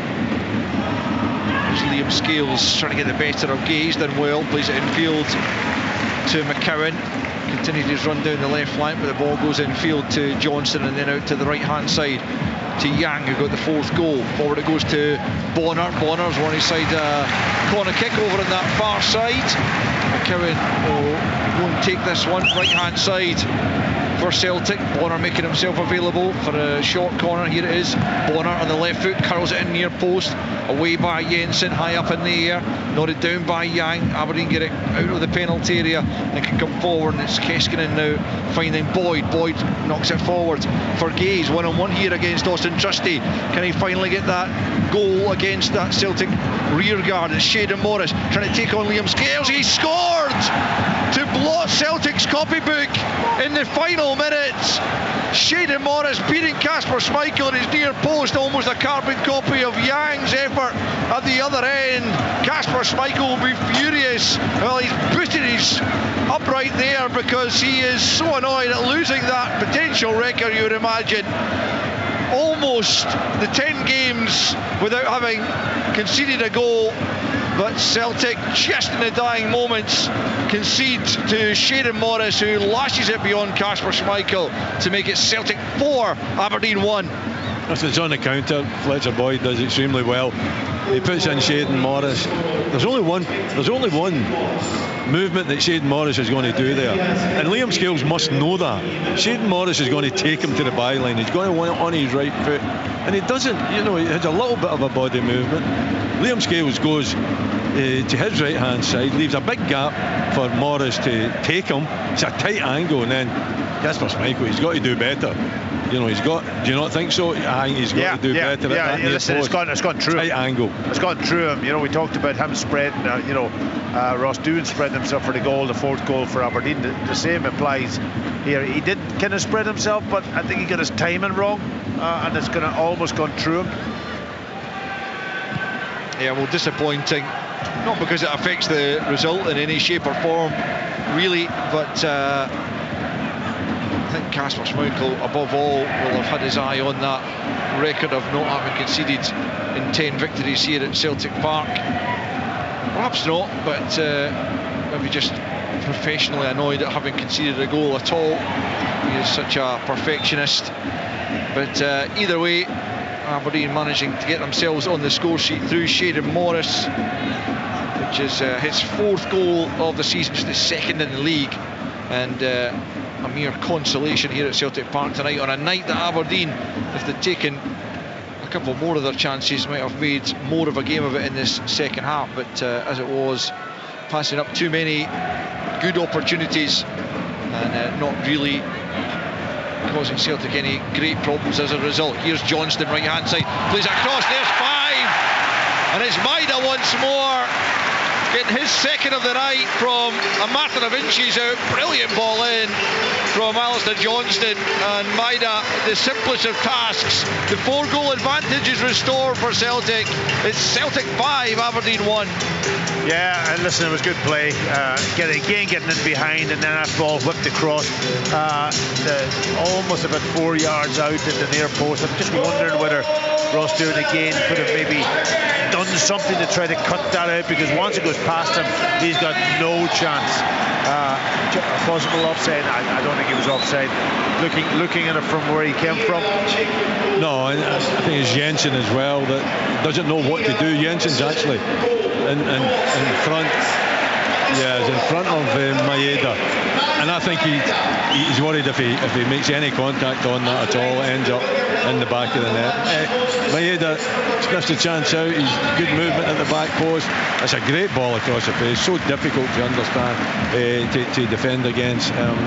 From Johnson, and Maeda's there looking just to tap it in. But it's a well worked goal.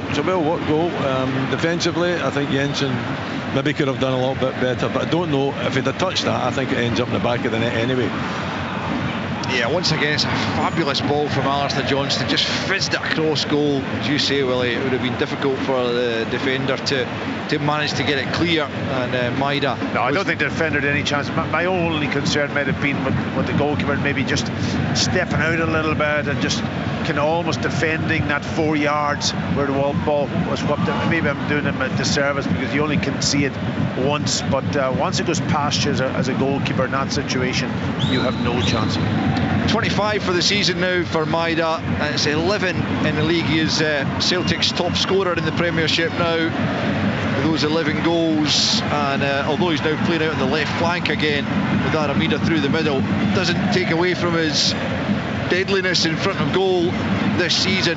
He's outstripped his previous goal scoring feats at the club hugely. There's a final whistle. Celtic emphatic victors in the end. 3 goals in the first period to put them in command, as Dyson Maida got his opener with a volley past Ross Doohan, and then Jota rather trundled one in, missed kicking but still finding the back of the net after a swift counter attack on the half-hour mark, and then just on the stroke of half-time, Callum McGregor firing past Ross Doohan to make it 3-0. Aberdeen didn't actually make much more of a fist of it in the second half, having missed a couple of good chances in that first period. And indeed it was Celtic who got a 4th goal. Yang 1-2 with Engels, then another one with McCowan before Yang slipped the ball in at the near post past Ross Doohan to make it 4-0, and then just in the 90th minute, Aberdeen getting one back through Shayden Morris to spoil Celtic's hopes of making it 10 victories here at Celtic Park in the league without having conceded. That would have been a club record, but it didn't come to pass thanks to Shayden Morris's strike. But Celtic were to add one more just in injury time there. Johnston flashing it across goal, and Dyson Maida with his 2nd of the evening, and Celtic's 5th to make the final score for the league leaders, who stretch their advantage at the top to 16 points. Celtic 5, Aberdeen 1. The Scottish